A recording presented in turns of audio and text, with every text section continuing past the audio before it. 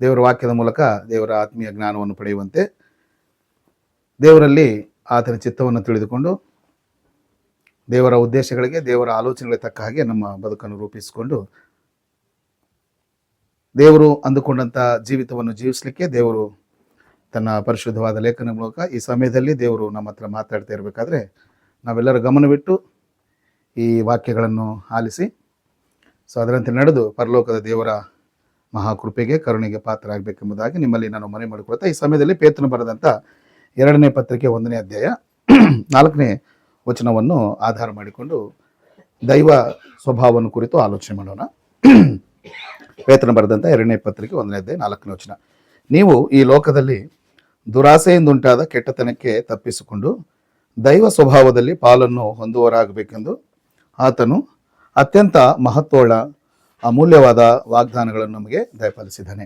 ಈ ವಾಕ್ಯ ಭಾಗದಲ್ಲಿ ಅಪೊಸ್ತಲನಾದಂಥ ಪೇತ್ರನು ದೈವ ಸ್ವಭಾವವನ್ನು ಕುರಿತಂಥ ಒಂದು ಸಂಗತಿಯನ್ನು ಪ್ರಸ್ತಾಪ ಮಾಡ್ತಾ ಇದ್ದಾನೆ. ದೇವರ ಮಕ್ಕಳು ಅಂದರೆ ಕ್ರಿಸ್ತನಲ್ಲಿ ರಕ್ಷಲ್ಪಟ್ಟಂಥ ಜನರು, ಕ್ರಿಸ್ತನ ರಾಜ್ಯ, ಕ್ರಿಸ್ತನ ಸಭೆ ಆಗಿರ್ತಕ್ಕಂಥವರು ದೈವ ಸ್ವಭಾವದಲ್ಲಿ ಪಾಲು ಹೊಂದುವವರಾಗಿರಬೇಕು ಅನ್ನೋದು ಇಲ್ಲಿ ಪೇತ್ರನು ಹೇಳ್ತಕ್ಕಂಥ ಸಮಾಚಾರವಾಗಿದೆ. ದೈವ ಸ್ವಭಾವವನ್ನು ನಾವು ಅರಿತವರಾಗಿರಬೇಕು. ದೈವ ಸ್ವಭಾವ ಏನು ಅನ್ನೋದು ನಮ್ಗೆ ಗೊತ್ತಿದ್ರೆ ಅದರಲ್ಲಿ ನಾವು ಪಾಲು ತೊಗೊಳ್ಳಿಕ್ಕೆ ಅವಕಾಶ ಇರುತ್ತೆ. ಭಾಳ ಜನರಿಗೆ ದೇವರಂದರೆ ಗೊತ್ತಿರುತ್ತೆ, ದೇವರಂದರೆ ನಮ್ಗೆ ಗೊತ್ತು ಎಂಬುದಾಗಿ ಹೇಳ್ತಾರೆ. ಆದರೆ ಆತನ ಸ್ವಭಾವದ ಅರಿವು ಅವ್ರಿಗಿರಲ್ಲ. ಬರೀ 3 ಅಕ್ಷರ ದೇವರಂದರೆ ನಮ್ಗೆ ಗೊತ್ತು, ನಾವು ದೇವ್ರನ್ನ ನಂಬ್ಕೊಂಡಿದ್ದೀವಿ, ದೇವರಂದರೆ ನಮ್ಗೆ ಭಾಳ ದಿನದಿಂದ ಗೊತ್ತು, ನಮ್ಮ ತಾತ ಮುತ್ತಾತರ ಕಾಲದಿಂದ ನಾವು ದೇವ್ರನ್ನೇ ನಂಬ್ಕೊಂಡಿದ್ದೀವಿ, ದೇವರಲ್ಲಿ ನಡೀತಾ ಇದ್ವಿ ಎಂಬುದಾಗಿ ಹೇಳುವಂಥ ಜನರನ್ನ ನಾವು ಸಮಾಜದಲ್ಲಿ ಕಾಣ್ತೀವಿ, ನಮ್ಮ ಅಕ್ಕಪಕ್ಕದಲ್ಲಿ ನೋಡ್ತೀವಿ. ಆದರೆ ದೇವರು ಗೊತ್ತಿದ್ದು, ಒಂದು ವೇಳೆ ಗೊತ್ತಿದ್ದು ಎಂಬುದಾಗಿ ಹೇಳ್ಕೊಂಡ್ರೆ ಅದು ಸರಿಯಾದದ್ದಲ್ಲ. ದೇವರು ನಿಜವಾಗ್ಲೂ ಗೊತ್ತಿರತಕ್ಕಂಥ ವ್ಯಕ್ತಿಗೆ ಆತನ ಸ್ವಭಾವ ಕೂಡ ಗೊತ್ತಿರಬೇಕು. ಕಾರಣ ಏನಂತೇಳಿದ್ರೆ, ಆತನನ್ನು ಅರಿತುಕೊಂಡ ಪ್ರತಿಯೊಬ್ಬನು ಆತನ ಸ್ವಭಾವದಲ್ಲಿ ಪಾರ್ಟೇಕರ್ಸ್ ಆಗಬೇಕನ್ನೋದು ದೇವ್ರ ಚಿತ್ತ.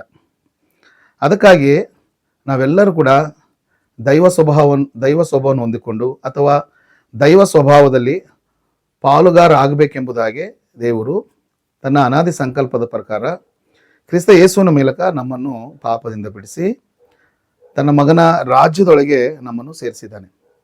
ಈ ರೀತಿಯಾಗಿ ಸೇರಿಸಲಿಕ್ಕೆ ದೇವರಿಗಿರ್ತಕ್ಕಂಥ ಪ್ರಧಾನವಾದ ಉದ್ದೇಶ ಏನಂದರೆ, ನಾವು ನಿತ್ಯತ್ವವನ್ನು ಸಾಧಿಸಲು ಬೇಕಾಗಿರ್ತಕ್ಕಂಥ ದೈವ ಸ್ವಭಾವವನ್ನು ಈ ಭೂಮಿಯಲ್ಲಿ ಜೀವಿಸುತ್ತಿರಬೇಕಾದ್ರೆ ನಾವು ಹೊಂದಿಕೊಳ್ಳಬೇಕಾದಂಥ ಅವಶ್ಯಕತೆ ಇದೆ.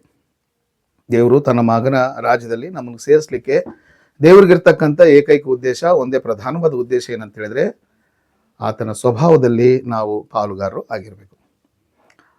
ಆತನ ಸ್ವಭಾವ ಗೊತ್ತಿಲ್ಲದೆ ನಾವು ನಿತ್ಯತ್ವಕ್ಕೆ ಅಣಿಯಾಗುವುದು, ನಿತ್ಯತ್ವವನ್ನು ಅಪೇಕ್ಷಿಸುವುದು ಬಹಳ ದುರ್ಲಭಕರವಾದಂಥ ಸಂಗತಿಯಾಗಿರುತ್ತೆ.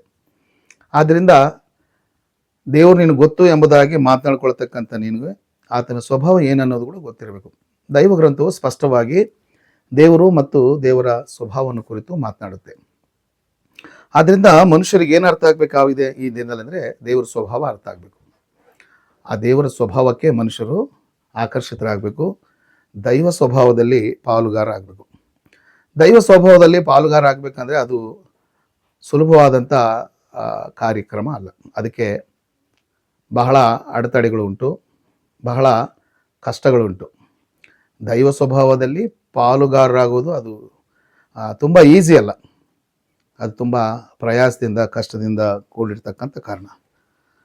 ಏನು ಆ ಕಷ್ಟ ಅಂತೇಳಿದರೆ, ಲೋಕದಲ್ಲಿ ದುರಾಸೆಯಿಂದ ಉಂಟಾದಂಥ ಕೆಟ್ಟತನ ಇದೆ. ಈ ಕೆಟ್ಟತನವನ್ನು ತಪ್ಪಿಸ್ಕೊಂಡ್ರೆ ಮಾತ್ರನೇ, ಕೆಟ್ಟತನಕ್ಕೆ ದೂರವಾದರೆ ಮಾತ್ರನೇ ದೈವ ಸ್ವಭಾವದಲ್ಲಿ ಪಾಲುಗಾರ ಆಗಲಿಕ್ಕೆ ಅವಕಾಶ ಇದೆ. ಲೋಕದಲ್ಲಿ ಕೆಟ್ಟತನ ಇದೆ ಅಂತೆ. ಕೆಟ್ಟತನ ಯಾವ ರೀತಿ ಉಂಟಾಗಿದೆ ಅಂದರೆ, ಮನುಷ್ಯರಲ್ಲಿರ್ತಕ್ಕಂಥ ದುರಾಶೆಯ ಮೂಲಕ ಕೆಟ್ಟತನಕ್ಕೆ ಬೀಳ್ತಾರೆ. ದುರಾಶೆಯು ಮನುಷ್ಯನನ್ನು ಕೆಟ್ಟದೊಳಕ್ಕೆ ಬೀಳಿಸುತ್ತದೆ. ಆದ್ದರಿಂದ ಕೆಟ್ಟತನಕ್ಕೆ ಅಥವಾ ಕೆಟ್ಟತನದಲ್ಲಿ ಜೀವಿಸ್ತಾ ಇರ್ತಕ್ಕಂಥ ವ್ಯಕ್ತಿಗಳು ಮೊದಲು ದೈವ ಸ್ವಭಾವವನ್ನು ಹೊಂದಿಕೋಬೇಕು, ಅಥವಾ ದೈವ ಸ್ವಭಾವದಲ್ಲಿ ಪಾಲುಗಾರ ಆಗಬೇಕಂದ್ರೆ ಅವ್ರು ಮಾಡಬೇಕಾದಂಥ ಮೊದಲನೇ ಸಂಗತಿ ಏನಪ್ಪ ಅಂತ ಹೇಳಿದ್ರೆ, ಕೆಟ್ಟತನವನ್ನು ತಪ್ಪಿಸ್ಕೊಳ್ಬೇಕು. ಲೋಕದಲ್ಲಿ ಪೇತ್ರನು ಭಾಳ ಚೆನ್ನಾಗಿ ಮಾತಾಡ್ತಾನೆ. ದುರಾಸೆಯಿಂದುಂಟಾದಂಥ ಕೆಟ್ಟತನವನ್ನು ತಪ್ಪಿಸಿಕೊಂಡ್ರೆ ಮಾತ್ರ ದೈವ ಸ್ವಭಾವದಲ್ಲಿ ಪಾರ್ಟೇಕರ್ಸ್ ಆಗಲಿಕ್ಕೆ ಸಾಧ್ಯ.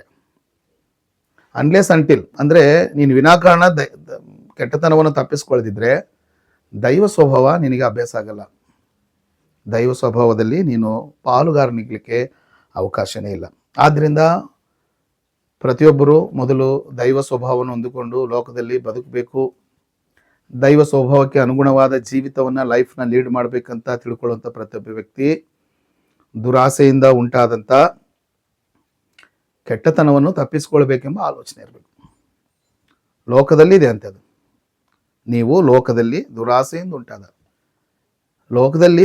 ಉಂಟಾದಂಥ ಕೆಟ್ಟತನ ಇದೆ, ಅದನ್ನು ತಪ್ಪಿಸ್ಕೊಳ್ಬೇಕೆಂಬ ಆಲೋಚನೆ ನಿಗಿದೆಯಾ? ಯಾರಿಗಿರುತ್ತೆ ಆಲೋಚನೆ ಅಂದರೆ ದೈವ ಸ್ವಭಾವದಲ್ಲಿ ಪಾಲುಗಾರರಾಗಿ ಜೀವಿತವನ್ನು ನಡೆಸಬೇಕು, ದೈವ ಸ್ವಭಾವದಲ್ಲಿ ಜೀವಿತ ಕ್ರಮವನ್ನು ನಡೆಸ್ಕೊಳ್ಬೇಕು, ರೂಪಿಸ್ಕೊಳ್ಬೇಕೆಂಬುದಾಗಿ ಆಲೋಚನೆ ಮಾಡ್ತಕ್ಕಂಥ ವ್ಯಕ್ತಿ ಕೆಟ್ಟತನವನ್ನು ತಪ್ಪಿಸ್ಕೊಂಡು ಬದುಕಲಿಕ್ಕೆ ಪ್ರಯತ್ನ ಮಾಡ್ತಾನೆ.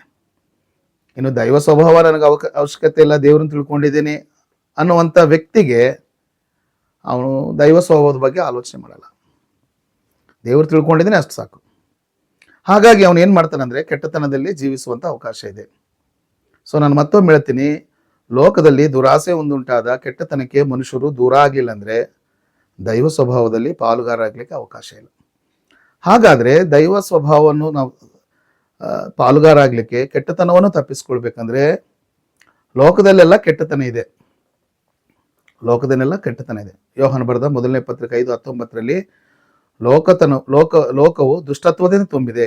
ಅಂದರೆ ಇನ್ನೊಂದು ಮಾತಿನಲ್ಲಿ ಲೋಕವು ಕೆಟ್ಟತನದಿಂದ ತುಂಬಿದೆ.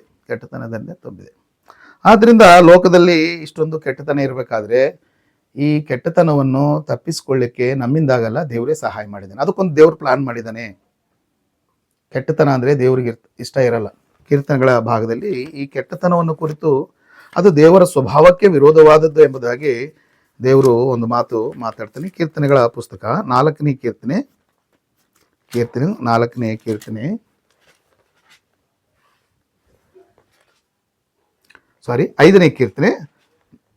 ಕೀರ್ತನೆ 4ನೇ ವಚನದಲ್ಲಿ ಈ ರೀತಿಯಾಗಿದೆ: ನೀನು ದುಷ್ಟತ್ವವನ್ನು ನೋಡಿ ಆನಂದಿಸೋ ದೇವರಲ್ಲ, ಕೆಟ್ಟತನವು ನಿನ್ನ ಬಳಿಯಲ್ಲಿ ತಂಗಲಾರದು. ನೋಡ್ರಿ, ದೇವರ ಸ್ವಭಾವ ಏನಂದ್ರೆ ದೇವರು ದುಷ್ಟತ್ವ ಕೆಟ್ಟತನವನ್ನು ನೋಡಿ ಸಂತೋಷ ಪಡುವಂಥ ದೇವರಲ್ಲ. ನಮ್ಮ ದೇವರು, ಬೈಬಲ್ನ ದೇವರು, ದುಷ್ಟತ್ವದಲ್ಲಿ ಕೆಟ್ಟತನದಲ್ಲಿ ಸಂತೋಷ ಪಡುವಂಥವನಲ್ಲ. ಮೇಲಾಗಿ ಕೆಟ್ಟತನವು ಆತನ ಬಳಿ ತಂಗಲಾರದು, ಕೆಟ್ಟತನಕ್ಕೆ ಆತನ ಬಳಿ ಅವಕಾಶ ಇಲ್ಲ. ಆದ್ರಿಂದ ಮೊದಲನೇದಾಗ ಏನು ಆಲೋಚನೆ ಮಾಡ್ತಾ ಇದೀವಿ ಅಂದರೆ ದೈವ ಸ್ವಭಾವದಲ್ಲಿ ಪಾಲು ಹೊಂದಬೇಕು, ದೈವ ಸ್ವಭಾವವನ್ನು ಸಾಧಿಸಿ ನಿತ್ಯತ್ವಕ್ಕೆ ಹೋಗ್ಬೇಕೆಂಬುದಾಗಿ ಮನುಷ್ಯರು ಭೂಮಿಯಲ್ಲಿ ಯಾರಾದರೂ ಆಲೋಚನೆ ಮಾಡಿದರೆ, ಅಂಥ ಆಲೋಚನೆ ಯಾರಿಗಾದ್ರೂ ಇದ್ರೆ ಮೊದಲು ಲೋಕದಲ್ಲಿರ್ತಕ್ಕಂಥ ಕೆಟ್ಟತನವನ್ನು ಅವ್ರು ತಪ್ಪಿಸ್ಕೊಳ್ಬೇಕು. ಕೆಟ್ಟತನವನ್ನು ತಪ್ಪಿಸ್ಕೊಳ್ಳಿಕ್ಕೆ ನಮ್ಮಿಂದ ಸಾಧ್ಯ ಇಲ್ಲ. ಅದಕ್ಕೆ ದೇವರೇ ಒಂದು ಯೋಜನೆಯನ್ನು ಮಾಡಿದ್ದಾನೆ. ಕೆಟ್ಟತನವನ್ನು ತಪ್ಪಿಸ್ಕೊಳ್ಳಿಕ್ಕೆ ದೇವರು ಮನುಷ್ಯರಿಗೆ ಒಂದು ಸಹಾಯ ಮಾಡಿದ್ದಾನೆ.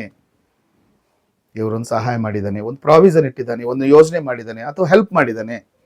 ನೀನು ಕೆಟ್ಟತನವನ್ನು ತಪ್ಪಿಸಿಕೊಂಡು ದೈವ ಸ್ವಭಾವದಲ್ಲಿ ಪಾಲುಗಾರನಾಗಿ ಈ ಭೂಮಿಯಲ್ಲಿ ಬದುಕಲಿಕ್ಕೆ ನಿನ್ನಿಂದ ಕೆಟ್ಟತನವನ್ನು ತಪ್ಪಿಸ್ಕೊಳ್ಳಿಕ್ಕೆ ಸಾಧ್ಯ ಇಲ್ಲ. ಆದ್ದರಿಂದ ದೇವರು ಅದಕ್ಕೆ ತಕ್ಕಂಥ ಸಹಾಯವನ್ನು ಮನುಷ್ಯರಿಗೆ ಮಾಡಿದ್ದಾರೆ. ಏನು ಸಹಾಯ ಅಂತ ಹೇಳಿದ್ರೆ, ಪೇತ್ರನ ಬರೆದ 1ನೇ ಪತ್ರಿಕೆ ತಾನೇ ಓದಂತ, ನೀವು ಲೋಕದಲ್ಲಿ ದುರಾಸೆ ಉಂಟಾದ ಕೆಟ್ಟತನಕ್ಕೆ ತಪ್ಪಿಸಿಕೊಂಡು ದೈವ ಸ್ವಭಾವದಲ್ಲಿ ಪಾಲನ್ನು ಹೊಂದುವರಾಗಬೇಕೆಂದು ನೋಡ್ರಿ ಆತನು ಮಾಡಿದಂಥ ಯೋಜನೆ. ಆತನು ಅತ್ಯಂತ ಮಹತ್ವವುಳ್ಳ ಅಮೂಲ್ಯವಾದ ವಾಗ್ದಾನಗಳನ್ನು ನಮಗೆ ದಯಪಾಲಿಸಿದ್ದಾನೆ. ಮನುಷ್ಯರು ದೈವ ಸ್ವಭಾವದಲ್ಲಿ ಪಾಲುಗಾರರಾಗಲು ಪ್ರಧಾನವಾದ ಅಡ್ಡಿ ಆತಂಕ ಯಾವುದಂದ್ರೆ ಕೆಟ್ಟತನ. ಈ ಕೆಟ್ಟತನವನ್ನು ದಾಟಿ, ಈ ಕೆಟ್ಟತನವನ್ನು ಪಾರು ಮಾಡಿ, ಈ ಕೆಟ್ಟತನವನ್ನು ಕ್ರಾಸ್ ಮಾಡಿ ದೈವ ಸ್ವಭಾವದಲ್ಲಿ ಪಾಲುಗಾರಲಾಗಲಿಕ್ಕೆ ದೇವ್ರ ಸಹಾಯ ಎಂಥದ್ದು ಅಂದರೆ, ದೇವರು ಏನು ಕೊಟ್ಟಿದ್ದಾನೆ ಅಂತ ಹೇಳಿದ್ರೆ ಆತನು ಅತ್ಯಂತ ಮಹತ್ವವುಳ್ಳ ಅಮೂಲ್ಯವಾದ ವಾಗ್ದಾನಗಳನ್ನು ತನ್ನ ಪ್ರಜೆಗಳಿಗೆ ದಯಪಾಲಿಸಿದ್ದಾನೆ. ಸೊ ಪಾಯಿಂಟ್ ಇಲ್ಲಿ ವೆರಿ ಕ್ಲಿಯರು. ದೈವ ಸ್ವಭಾವದಲ್ಲಿ ಪಾಲುಗಾರರಾಗಬೇಕಂದ್ರೆ ಲೋಕದಲ್ಲಿ ಕೆಟ್ಟತನ ಅಡ್ಡಿ ಬರ್ತಾ ಇರುತ್ತೆ. ಈ ಕೆಟ್ಟತನವನ್ನು ತಪ್ಪಿಸ್ಕೊಳ್ಳಿಕ್ಕೆ ನಮ್ಮಿಂದ ಆಗಲ್ಲ. ಅದಕ್ಕೆ ದೇವರು ಒಂದು ಸಹಾಯ ಮಾಡ್ತಾ ಇದ್ದಾನೆ. ನೀನು ನಿತ್ಯತ್ವಕ್ಕೆ ಹೋಗ್ಬೇಕೆಂಬ ಆಲೋಚನೆ ಇರ್ತಕ್ಕಂಥ ವ್ಯಕ್ತಿಗೆ ಕೆಟ್ಟತನ ಅಡ್ಡ ಬಂದರೆ ಅದನ್ನು ಜಯಿಸಲಿಕ್ಕೆ, ಅದನ್ನು ಪಾರು ಮಾಡಲಿಕ್ಕೆ, ಅದನ್ನು ಕ್ರಾಸ್ ಮಾಡಲಿಕ್ಕೆ, ಅದನ್ನು ಓವರ್ಟೇಕ್ ಮಾಡಲಿಕ್ಕೆ ದೇವ್ರು ಏನು ಮಾಡಿದಾನೆ ಅಂದರೆ ಅತ್ಯಂತ ಮಹತ್ವವುಳ್ಳ ಹಾಗೂ ಅಮೂಲ್ಯವಾದ ವಾಗ್ದಾನಗಳನ್ನು ದಯಪಾಲಿಸಿದ್ದಾನೆ. ಅಂದರೆ ದೇವರ ಅತ್ಯಂತ ಮಹತ್ವವುಳ್ಳ ಮತ್ತು ಅಮೂಲ್ಯವಾದ ವಾಗ್ದಾನಗಳನ್ನು ನಂಬಿ ಆ ವಾಗ್ದಾನದ ಮೇಲೆ ಯಾರು ಮನಸ್ಸಿಡ್ತಾರೋ ಅಂಥವ್ರು ಮಾತ್ರ ಕೆಟ್ಟತನವನ್ನು ತಪ್ಪಿಸ್ಕೊಳ್ಳಿಕ್ಕೆ ಸಾಧ್ಯ. ದೇವರು ಅದಕ್ಕಾಗಿ ಮಾನವರಿಗೆ ನಿತ್ಯತ್ವವನ್ನು ಬಯಸ್ತಕ್ಕಂಥವ್ರಿಗೆ ಈ ಭೂಮಿಯಲ್ಲಿ ದೈವ ಸ್ವಭಾವದಲ್ಲಿ ಪಾಲುಗಾರರಾಗಿ ಜೀವಿಸಬೇಕೆಂಬುದಾಗಿ ಆಲೋಚನೆಗಳಂಥ ವ್ಯಕ್ತಿಗಳಿಗೆ ದೇವರು ಏನು ಮಾಡಿದ್ದಾನಂತೆ ತನ್ನ ಪ್ರಜೆಗಳಿಗೆ ಅತ್ಯಂತ ಪ್ರಮುಖವಾದ ಹಾಗೂ ಅಮೂಲ್ಯವಾದಂಥ ವಾಗ್ದಾನಗಳನ್ನು ದಯಪಾಲಿಸಿದ್ದಾನೆ. ದೇವರು ಅತ್ಯಮೂಲ್ಯವಾದ ಮತ್ತು ಅತ್ಯಂತ ಮಹತ್ವವುಳ್ಳ ಅಮೂಲ್ಯವಾದಂಥ ವಾಗ್ದಾನಗಳನ್ನು ದೇವರು ತನ್ನ ಪ್ರಜೆಗಳಿಗೆ ದಯಪಾಲಿಸಲಿಕ್ಕೆ ದೇವರಿಗೆ ಇರ್ತಕ್ಕಂಥ ಏಕೈಕ ಉದ್ದೇಶ ಏನಪ್ಪ ಅಂತ ಹೇಳಿದ್ರೆ, ನೀನು ಕೆಟ್ಟತನವನ್ನು ತಪ್ಪಿಸಿಕೊಂಡು ದೈವ ಸ್ವಭಾವದಲ್ಲಿ ಪಾಲುಗಾರನಾಗಬೇಕು. ಅದಕ್ಕೆ ನಿನಗೆ ಸಹಾಯ ಮಾಡೋದು ಯಾವುದಂದ್ರೆ ದೇವರ ಅತ್ಯಂತ ಮುಖ್ಯವಾದ ಮಹತ್ವವುಳ್ಳ ಮತ್ತು ಅಮೂಲ್ಯವಾದ ವಾಗ್ದಾನಗಳು. ಅಂದರೆ ಈ ಮಾತಿನ ಅರ್ಥ ಏನಂದ್ರೆ, ದೇವರು ಎಲ್ಲ ಕಾಲಗಳಲ್ಲಿ ತನ್ನ ಪ್ರಜೆಗಳು ತನ್ನ ಸ್ವಭಾವವನ್ನು ಹೊಂದಿಕೊಂಡು ಈ ಲೋಕದಲ್ಲಿ ಜೀವಿಸಲು ಅಡ್ಡ ಬರತಕ್ಕಂಥ ಈ ಕೆಟ್ಟತನವನ್ನು ತಪ್ಪಿಸಿಕೊಳ್ಳಿಕ್ಕೆ ದೇವರು ಅನೇಕವಾದ ವಾಗ್ದಾನಗಳನ್ನು ಮಾಡಿದ್ದಾನೆ. ಪೂರ್ವ ಕಾಲದಿಂದಲೂ ದೇವರು ತನ್ನ ಪ್ರಜೆಗಳಿಗೆ ವಾಗ್ದಾನಗಳನ್ನು ಮಾಡ್ತಾನೆ. ಆ ವಾಗ್ದಾನಗಳು ಎಂಥವು ಅಂತ ಹೇಳಿದ್ರೆ, ಅವು ಅತ್ಯಂತ ಮಹತ್ವವುಳ್ಳದು. ಆರ್ಡಿನರಿ ಅಲ್ಲವು, ಇಟ್ಸ್ ವೆರಿ ಇಂಪಾರ್ಟೆಂಟ್. ಅತ್ಯಂತ ಮಹತ್ವವುಳ್ಳ. తెలుగులో ఏముండదంటే ఉత్కృష్టములు అని తెలుగు బైబిల్లో, తెలుగు లాంగ్వేజ్లో ಉತ್ಕೃಷ್ಟములు. ಅತ್ಯಂತ ಮಹತ್ವವುಳ್ಳ ದೇವರ ವಾಗ್ದಾನಗಳು ದೇವರ ಪ್ರಜೆಗಳು ಮಹತ್ವವುಳ್ಳದ್ದೆಂಬುದಾಗಿ ಇಳಿಸಿದ್ರು. ಮತ್ತೆ very precious also in the same precious.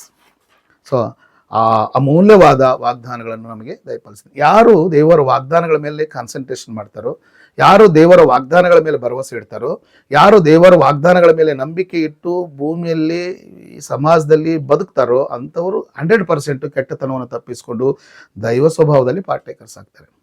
ದೈವ ಸ್ವಭಾವವನ್ನು ಧರಿಸಿಕೊಂಡು ದೈವ ಸ್ವಭಾವಕ್ಕೆ ಅನುಗುಣವಾಗಿ ಜೀವಿತವನ್ನು ರೂಪಿಸ್ಕೊಂಡವ್ರಿಗೆ ಮಾತ್ರ ನಿತ್ಯತ್ವ ಇರುತ್ತೆ.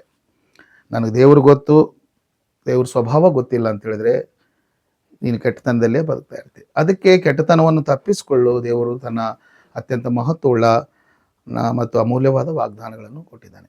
ದೇವರ ವಾಗ್ದಾನಗಳು ತನ್ನ ಪ್ರಜೆಗಳಾದಂಥವ್ರಿಗೆ ಮಾತ್ರ ಕೊಟ್ಟಿದ್ದಾನೆ.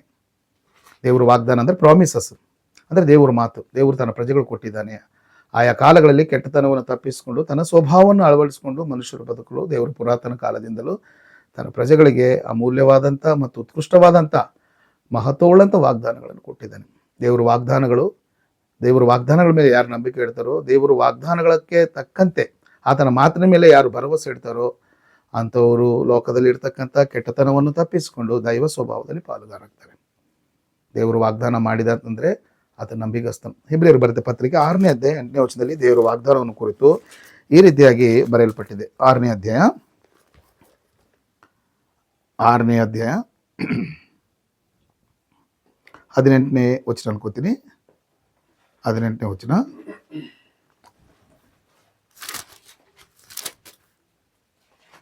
ಇಲ್ಲಾಂದರೆ 11 ಓದ್ಬೇಡ. ಇಬ್ರಿಯರಿಗೆ ಇಬ್ರಿ 11. విశ్వాసమును బట్టి ಶಾರಾಯು ವಾಗ್ದಾನಂ చేసిన వాడు ನಮ್ಮದಾಗಿನ ವಾಡని ಎಂಚುಕೊನೆನು. ಇಲ್ಲಿ ಪೂರ್ವಕಾಲದಲ್ಲಿರ್ತಕ್ಕಂಥ ಶಾರಾ ಎಂಬ ಈ ಸ್ತ್ರೀಯನ್ನು ಕುರಿತು ಮಾತನಾಡುತ್ತಾ ಇಬ್ರಿ ರಚಿತನ ಹೇಳ್ತೇನೆಂದರೆ, ವಾಗ್ದಾನ ಮಾಡಿದಾತನು ನಂಬಿಗಸ್ತನೆಂಬುದಾಗಿ ಎಣಿಸಿ ಆಕೆ ಮಗನನ್ನು ಪಡೆದಳು ಎಂಬ ವಿಚಾರವನ್ನು ಇಲ್ಲಿ ಪ್ರಸ್ತಾಪ ಪಡ್ತಾ ಇದ್ದಾನೆ. ತಾನು ಮಗನನ್ನು ಪಡಲಿಕ್ಕೆ ಅರ್ಹತೆ ಇಲ್ಲದೇ ಇದ್ರು, ಅಂದರೆ ಈ ಶರೀರವು ಕೃಷಿಸಿ ದಣಿದಿದ್ರು ಕೂಡ ವಾಗ್ದಾನ ಮಾಡಿದಾತನು ನಂಬಿಗಸ್ತನೆಂಬುದಾಗಿ ಆಲೋಚಿಸಿದಂಥ ಆಕೆಯು ಕೆಟ್ಟತನವನ್ನು ತಪ್ಪಿಸಿಕೊಂಡು ದೈವ ಸ್ವಭಾವವನ್ನು ಅಳವಡಿಸಿಕೊಂಡು ದತ್ತಪುತ್ರನನ್ನು ಪಡೀಲಿಕ್ಕೆ ಸಾಧ್ಯ ಆಯಿತು. ಆದ್ದರಿಂದ ದೇವರು ತನ್ನ ಪ್ರಜೆಗಳಿಗೆ ವಾಗ್ದಾನಗಳನ್ನು ಮಾಡಿದ್ದಾನೆ. ವಾಗ್ದಾನಗಳನ್ನು ಮಾಡಲಿಕ್ಕೆ ಆತನು ಶಕ್ತನು, ಆತನು ನಂಬಿಗಸ್ತನು. ಮಾತು ಕೊಟ್ಟಿದ್ದಾನಂದರೆ ಅದನ್ನು ಖಂಡಿತವಾಗ್ಲೂ ಮಾಡ್ತಾನೆ. ಅದ್ರ ಬಗ್ಗೆ ನೋ ಡೌಟ್, ಅದ್ರ ಬಗ್ಗೆ ನಮಗೆ ಯಾವುದೇ ಅನುಮಾನ ಇಲ್ಲ. ದೇವರು ಎಷ್ಟು ವಾಗ್ದಾನಗಳನ್ನು ಮಾಡಿದನೋ ಅವೆಲ್ಲವೂ ಕ್ರಿಸ್ತನಲ್ಲಿ ಹೌದು ಎಂಬಂತೆ ಇವೆ ಎಂಬುದಾಗಿ ಇನ್ನೊಂದು ಮಾತನ್ನು ಬರೀತಾನೆ. ಕೊರಿಂಥದವರಿಗೆ ಬರೆದ 2ನೇ ಪತ್ರಿಕೆಯಲ್ಲಿ ಈ ಸುಂದರವಾದಂಥ ಮಾತನ್ನು ಪೌಲನು ತಿಳಿಸ್ತಾನೆ. ಕೊರಿಂಥದವರಿಗೆ ಬರೆದ 2ನೇ ಪತ್ರಿಕೆ 1ನೇ ಅಧ್ಯಾಯ, ಕೊರಿಂಥದವರಿಗೆ ಬರೆದ 2ನೇ ಪತ್ರಿಕೆ 1ನೇ ಅಧ್ಯಾಯ 19ನೇ ವಚನ. ದೇವರ ವಾಗ್ದಾನಗಳು ಎಷ್ಟಾಗಿದ್ದರೂ ಅವೆಲ್ಲವೂ ಕ್ರಿಸ್ತನಲ್ಲಿ ಹೌದೆಂಬುದಾಗಿ ಇವೆ. ಅವನನ್ನಟ್ಟುಗಾನೆ ಅವನೇ. ದೇವರ ವಾಗ್ದಾನಗಳು ಕ್ರಿಸ್ತನಲ್ಲಿ ಎಷ್ಟಿದ್ದರೂ ದೇವರು ಎಷ್ಟು ವಾಗ್ದಾನಗಳು ಮಾಡಿದ್ರು ಅವೆಲ್ಲ ಕ್ರಿಸ್ತನಲ್ಲಿ ನೆರವೇರಿಸಿದ್ದಾನೆ ತನ್ನ ಪ್ರಜೆಗಳಿಗೆ. ಅವೆಲ್ಲ ನೋ ಅಲ್ಲ, ಎಸ್ ಎಂಬುದಾಗಿ ಅಂತೆ. ಅವನನ್ನಟ್ಟುಗಾನೆ ದೇವರ ವಾಗ್ದಾನಗಳೆಲ್ಲ ಹೌದು ಎಂಬಂತೆ ಇವೆ. ದೇವರು ವಾಗ್ದಾನ ಮಾಡಿದ್ದಾನೆ ತನ್ನ ಪ್ರಜೆಗಳಿಗೆ ಕೆಟ್ಟತನವನ್ನು ತಪ್ಪಿಸಿಕೊಂಡು ದೈವ ಸ್ವಭಾವದಲ್ಲಿ ಪಾಲುಗಾರರಾಗಲಿಕ್ಕೆ, ಆತನ ಸ್ವಭಾವವನ್ನು ಅಳವಡಿಸಿಕೊಂಡು ಜೀವಿಸ್ತಕ್ಕಂಥ ಜನರಿಗೆ ದೇವರು ತನ್ನ ವಾಗ್ದಾನಗಳ ವಿಷಯದಲ್ಲಿ ಹೌದು ಎಂಬಂತೆ ಇರ್ತಾನೆ. ಅಂದರೆ ಅದರ ಅರ್ಥ ಏನಂತ ಹೇಳಿದ್ರೆ, ಒಂದ್ಸಲ ಮಾತು ಕೊಟ್ಬಿಟ್ಟು ಅಲ್ಲ ಅಲ್ಲ ನಾನು ಆ ರೀತಿಯಾಗಿ ಹೇಳಿಲ್ಲ, ನಾನು ಆ ರೀತಿ ಹೇಳ್ಬಾರ್ದಾಗಿತ್ತು ಎಂಬುದಾಗಿ ದೇವರು ಈ ಗೊಂದಲಕ್ಕೆ ಬೀಳುವಂಥ ವ್ಯಕ್ತಿ ಅಲ್ಲ. ಇದನ್ನ ಪೂರ್ವ ಕಾಲದಲ್ಲಿ ಇರ್ತಕ್ಕಂಥ ಹಳೆ ಒಡಂಬಡಿಕೆಯಲ್ಲಿ ಈ ರೀತಿಯಾಗಿ ಪ್ರವಾದಿಯಾದಂಥ ಒಬ್ಬ ವ್ಯಕ್ತಿ ಹೇಳ್ತಾನೆ ನೋಡ್ರಿ. ಅರಣ್ಯಕಾಂಡ ಪುಸ್ತಕ 20ನೇ ಅಧ್ಯಾಯ, the book of numbers, Aranya Kanda ಪುಸ್ತಕ 23ನೇ ಅಧ್ಯಾಯ 19ನೇ ವಚನದಲ್ಲಿ ಈ ರೀತಿಯಾಗಿ ಆ ಕಣ್ಣುಗಳು ತೆರೆಯಲ್ಪಟ್ಟಂಥ ಬಿಳಾಮನು, ಪ್ರವಾದಿಯಾದಂಥ ಬಿಳಾಮನು ಈ ರೀತಿಯಾಗಿ ಬಂದ. దేవుడు ಅಬದ್ಧ ಮಾಟಕ ఆయన ಮಾನవుడు కాదు. ದೇವರು ಸುಳ್ಳಾಡುವುದಕ್ಕೆ ಆತನು ಮನುಷ್ಯನಲ್ಲ. God doesn't lie. It is impossible to God to lie. ದೇವರು ಸುಳ್ಳಾಡಲ್ಲ. ದೇವರು ವಾಕ್ಯ ಹೇಳುತ್ತೆ, ಇಲ್ಲಿ ಬಿಳಾಮನ್ ಹೇಳ್ತಾನೆ, ದೇವರು ಸುಳ್ಳಾಡೋದಕ್ಕೆ ಆತನು ಮನುಷ್ಯನಲ್ಲ, ಪಶ್ಚಾತ್ತಾಪ ಪಡೋದಕ್ಕೆ ಆತನ ನರಪುತ್ರಲ್ಲ. ಅಯ್ಯಯ್ಯೋ ನಾನು ಮಾತು ಕೊಟ್ಬಿಟ್ಟಿದ್ನಲ್ಲ, ವಾಗ್ದಾನ ಮಾಡಿದೆಲ್ಲ, ನಾನು ಈ ರೀತಿಯಾಗಿ ಹೇಳ್ಬಾರ್ದಾಗಿತ್ತು, ನಾನು ಆ ರೀತಿಯಾಗಿ ಹೇಳ್ಬಾರ್ದಾಗಿತ್ತು, ಈ ರೀತಿಯಾಗಿ ಮಾತು ಕೊಟ್ಟಿದ್ದೀನಲ್ಲ, ಹೀಗೇಗಾಯ್ತು ಹಾಗೇಗಾಯ್ತು ಅಂತೇಳಿ ತಾನು ಮಾಡಿದಂಥ ವಾಗ್ದಾನ ವಿಷಯದಲ್ಲಿ ಪಶ್ಚಾತ್ತಾಪ ಪಡುವವನು ಅಲ್ಲ. ದೇವರು ವಾಗ್ದಾನ ಮಾಡಿದ್ದಾನೆ ಅಂದರೆ ಅವೆಲ್ಲ ಹೌದು ಎಂಬಂತೆ ಎಂಬುದಾಗಿ ಪೌಲನು ಹೇಳಿದಂಥ ಹೇಳಿಕೆಯನ್ನು ನಾವಿಲ್ಲಿ ಪ್ರವಾದಿಯಾದಂಥ ಬಿಳಾಮನು ಮಾಡ್ತಿದ್ದಾನೆ. So God, it is impossible to God to lie. ದೇವರು ಆ ಸುಳ್ಳು ಹೇಳೋದಕ್ಕೆ ಸಾಧ್ಯನೇ ಇಲ್ಲ. ಆತನು ಇನ್ನು ಕೆಳಗಡೆ ಹೇಳ್ತಾನೆ ನೋಡ್ರಿ, 19ನೇ ವಚನದಲ್ಲಿ, ಆತನು ಹೇಳಿ ಮಾಡದೇ ಇರುವವನೇ, ದೇವರು ಮಾತು ಕೊಟ್ಟು ಮಾಡದೇ ಇರುವವನೇ, ಆತನು ಮಾತು ಕೊಟ್ಟು ಸ್ಥಾಪಿಸದೇ ಇರುವವನೇ.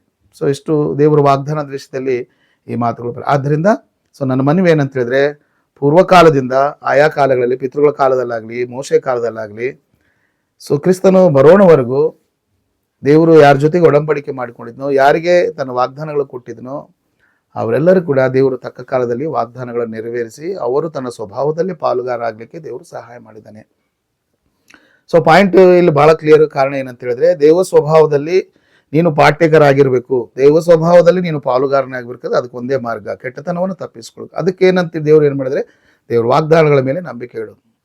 ದೇವರ ಅತ್ಯಮೂಲ್ಯವಾದ, ಉತ್ಕೃಷ್ಟವಾದ, ಅತ್ಯಂತ ಮಹತ್ವವುಳ್ಳ ದೇವರ ವಾಗ್ದಾನಗಳನ್ನು ದೇವರು ತನ್ನ ಪ್ರಜೆಗಳು ಕೊಡಲಿಕ್ಕೆ ನೀನು ಕೆಟ್ಟತನವನ್ನು ತಪ್ಪಿಸಿಕೊಂಡು ದೈವ ಸ್ವಭಾವದಲ್ಲಿ ಪಾಲುಗಾರನ. ದೈವ ಸ್ವಭಾವ ಗೊತ್ತಿಲ್ಲ ಅಂದರೆ ನಿತ್ಯತ್ವಕ್ಕೆ ಹೋಗ್ಲಿಕ್ಕೆ ಸಾಧ್ಯವಿಲ್ಲ. ಯಾರು ಭೂಮಿಯಲ್ಲಿ ದೇವ ಸ್ವಭಾವವನ್ನು ಸಾಧಿಸ್ತಾರೋ, ಯಾರು ಭೂಮಿಯಲ್ಲಿ ದೇವ ಸ್ವಭಾವವನ್ನು ಅಳವಡಿಸ್ಕೊಂಡು ಬದುಕ್ತಾರೋ ಅಂಥವ್ರು ಮಾತ್ರನೇ ನಿತ್ಯತ್ವಕ್ಕೆ ಹೋಗ್ಲಿಕ್ಕೆ ಸಾಧ್ಯ ಆಗುತ್ತೆ. ಇಲ್ಲ ಅಂದರೆ ನಿತ್ಯತ್ವಕ್ಕೆ ಹೋಗ್ಲಿಕ್ಕೆ ಸಾಧ್ಯನೇ ಇಲ್ಲ. ಸೊ ದೇವರ ಸ್ವಭಾವ ಏನೋ ನಮಗೆ ಗೊತ್ತಾಗಬೇಕು. ದೇವರು ತನ್ನ ಸ್ವಭಾವದಲ್ಲಿ ಮನುಷ್ಯನ ಉಂಟು ಮಾಡಿದ್ದಾನೆ. ಆದಿಕಾಂಡ ನಮ್ಮ ಪುಸ್ತಕ 1ನೇ ಅಧ್ಯಾಯ 26ನೇ ವರ್ಷದಲ್ಲಿ ದೇವರು ತನ್ನ ಸ್ವರೂಪದಲ್ಲಿ ತನ್ನ ಹೋಲಿಕೆಗೆ ಅನುಗುಣವಾಗಿ ಮಾಡಿದನು. ಸ್ವರೂಪ ಹೋಲಿಕೆ అనేది ಸ್ವಭಾವಕ್ಕೆ ಸಂಬಂಧಪಟ್ಟಿದ್ದು. ದೇವರು ತನ್ನ ಸ್ವಭಾವದಲ್ಲಿ ಮನುಷ್ಯರನ್ನು ಉಂಟು ಮಾಡಿದ್ದಾನೆ. ಹೋಲಿಕೆ ಸ್ವಭಾವ ಅನ್ನುವಂಥದ್ದು, ಹೋಲಿಕೆ ಸ್ವರೂಪ ಅನ್ನುವಂಥದ್ದು ದೇವರ ಸ್ವಭಾವಕ್ಕೆ ಸಂಬಂಧಪಟ್ಟಂಥ ಕಾರ್ಯಕ್ರಮ. ತನ್ನ ಸ್ವಭಾವದಲ್ಲಿ ಮನುಷ್ಯರನ್ನು ದೇವರು ಏನು ಮಾಡಿದ್ದಾನೆ ಅಂದರೆ ಉಂಟು ಮಾಡಿದ್ದಾನೆ. ಆದರೆ ಮನುಷ್ಯ ಏನು ಮಾಡಿದೆ ಅಂದರೆ, ಪ್ರಸಂಗಿ ಪುಸ್ತಕ 7:24 ವಚನದ ಪ್ರಕಾರ ಅವರು ವಿವಿಧವಾದ ತಂತ್ರಗಳನ್ನು ಕಲ್ಪಿಸಿಕೊಂಡು ದೈವ ಸ್ವಭಾವವನ್ನು ಬಿಟ್ಟುಬಿಟ್ಟಿದ್ದಾರೆ. ದೇವರ ಸ್ವಭಾವವನ್ನು ಬಿಟ್ಟುಬಿಟ್ಟು ತಮ್ಮದೇ ಆದಂಥ ತಂತ್ರಗಳನ್ನು ರೂಪಿಸಿಕೊಂಡು ಅವರೇನಾದರೆ ದೈವ ಸ್ವಭಾವವನ್ನು ಕಳೆದುಕೊಂಡರು ಎಂಬುದಾಗಿ ದೇವರು ವಾಕ್ಯ ಹೇಳುತ್ತೆ. ಇದನ್ನೇ ಏನಂತ ಕರೀತಾರೆ ಅಂದರೆ ಶರೀರ ಸ್ವಭಾವ ಎಂಬುದಾಗಿ ರೋಮಾಪುರದವ್ರಿಗೆ ಬರೆದ ಪತ್ರಿಕೆಯಲ್ಲಿ ಈ ಮಾತನ್ನು ಪೌಲನು ಹೇಳ್ತಾನೆ ನೋಡ್ರಿ. ರೋಮಾಪುರದವ್ರಿಗೆ ಬರೆದ ಪತ್ರಿಕೆ 8ನೇ ಅಧ್ಯಾಯ 9ನೇ ವಚನದಲ್ಲಿ, ನೀವಾದರೂ ನಿಮ್ಮಲ್ಲಿ ದೇವರಾತ್ಮನು ವಾಸವಾಗಿರುವವನಾದರೆ ಶರೀರದ ಸ್ವಭಾವವುಳ್ಳವರು ಅಲ್ಲ. ಅಂದರೆ ಕ್ರೈಸ್ತರಿಗೆ ಈ ಪತ್ರಿಕೆಯನ್ನು ಬರೀತಾ, ನಿಮ್ಮಲ್ಲಿ ದೇವರಾತ್ಮನು, ಪವಿತ್ರಾತ್ಮನು ಒಂದು ವೇಳೆ ವಾಸ ಮಾಡ್ತಾ ಇದ್ರೆ ಖಂಡಿತವಾಗ್ಲೂ ನಿಮಗೆ ಆತ್ಮ ಸ್ವಭಾವ ಇರ್ತಾಗಲಿ, ಶರೀರದ ಸ್ವಭಾವ ಇರಲ್ಲ. ಅಂದರೆ ಮನುಷ್ಯರು ವಿವಿಧವಾದ ತಂತ್ರಗಳನ್ನು ಕಲ್ಪಿಸಿಕೊಂಡು ಪಾಪ ಅಪರಾಧಗಳನ್ನು ಮಾಡಿ ದೇವರ ಮಾತುಗಳಿಗೆ ಅವಿಧೇಯರಾಗಿ ಶರೀರದ ಕೋರಿಕೆಗಳನ್ನು ನೆರವೇರಿಸ್ಕೊಳ್ತಾ ಶರೀರ ಸ್ವಭಾವಕ್ಕೆ ಅಭ್ಯಾಸ ಬಿದ್ದಾರೆ. ಅದು ನೀಚವಾದಂಥ ಸ್ವಭಾವ.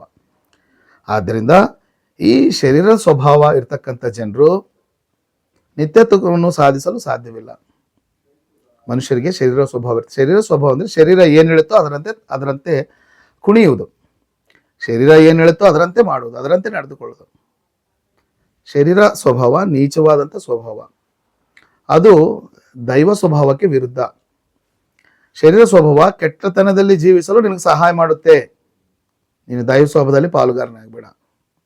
ನಿನಗೆ ಬಂದಿದ್ದ ನಿನಗೆ ಆತಂಕ ಏನಿಲ್ಲ. ಸೊ ಎವ್ರಿಥಿಂಗ್ ಈಸ್ ಫೈನ್, ನಿನ್ನ ದಾರಿ ನೀನು ಹೋಗು. ದೈವ ಸ್ವಭಾವ ಅದು ಇದೆ ಎಂಬುದಾಗಿ ತಲೆ ಕೆಡಿಸ್ಕೋಬೇಡ. ನಿತ್ಯತ್ವದ ಬಗ್ಗೆ ಆಲೋಚನೆ ಮಾಡಬೇಡ. ಸತ್ ಮೇಲೆ ಯಾರ್ದಿದೆಯೋ ಏನಾಗ್ತಿದೆ ಯಾರಿಗೆ ಗೊತ್ತು. So you don't bother about ದೈವ ಸ್ವಭಾವ. ಶರೀರ ಸ್ವಭಾವ ಮನುಷ್ಯರನ್ನ ಏನು ಮಾಡುತ್ತಂದ್ರೆ ಕೆಟ್ಟತನಲ್ಲೇ ಜೀವಿಸಲಿಕ್ಕೆ ಪ್ರಚೋದನೆ ಮಾಡ್ತಾ ಇರ್ತದೆ.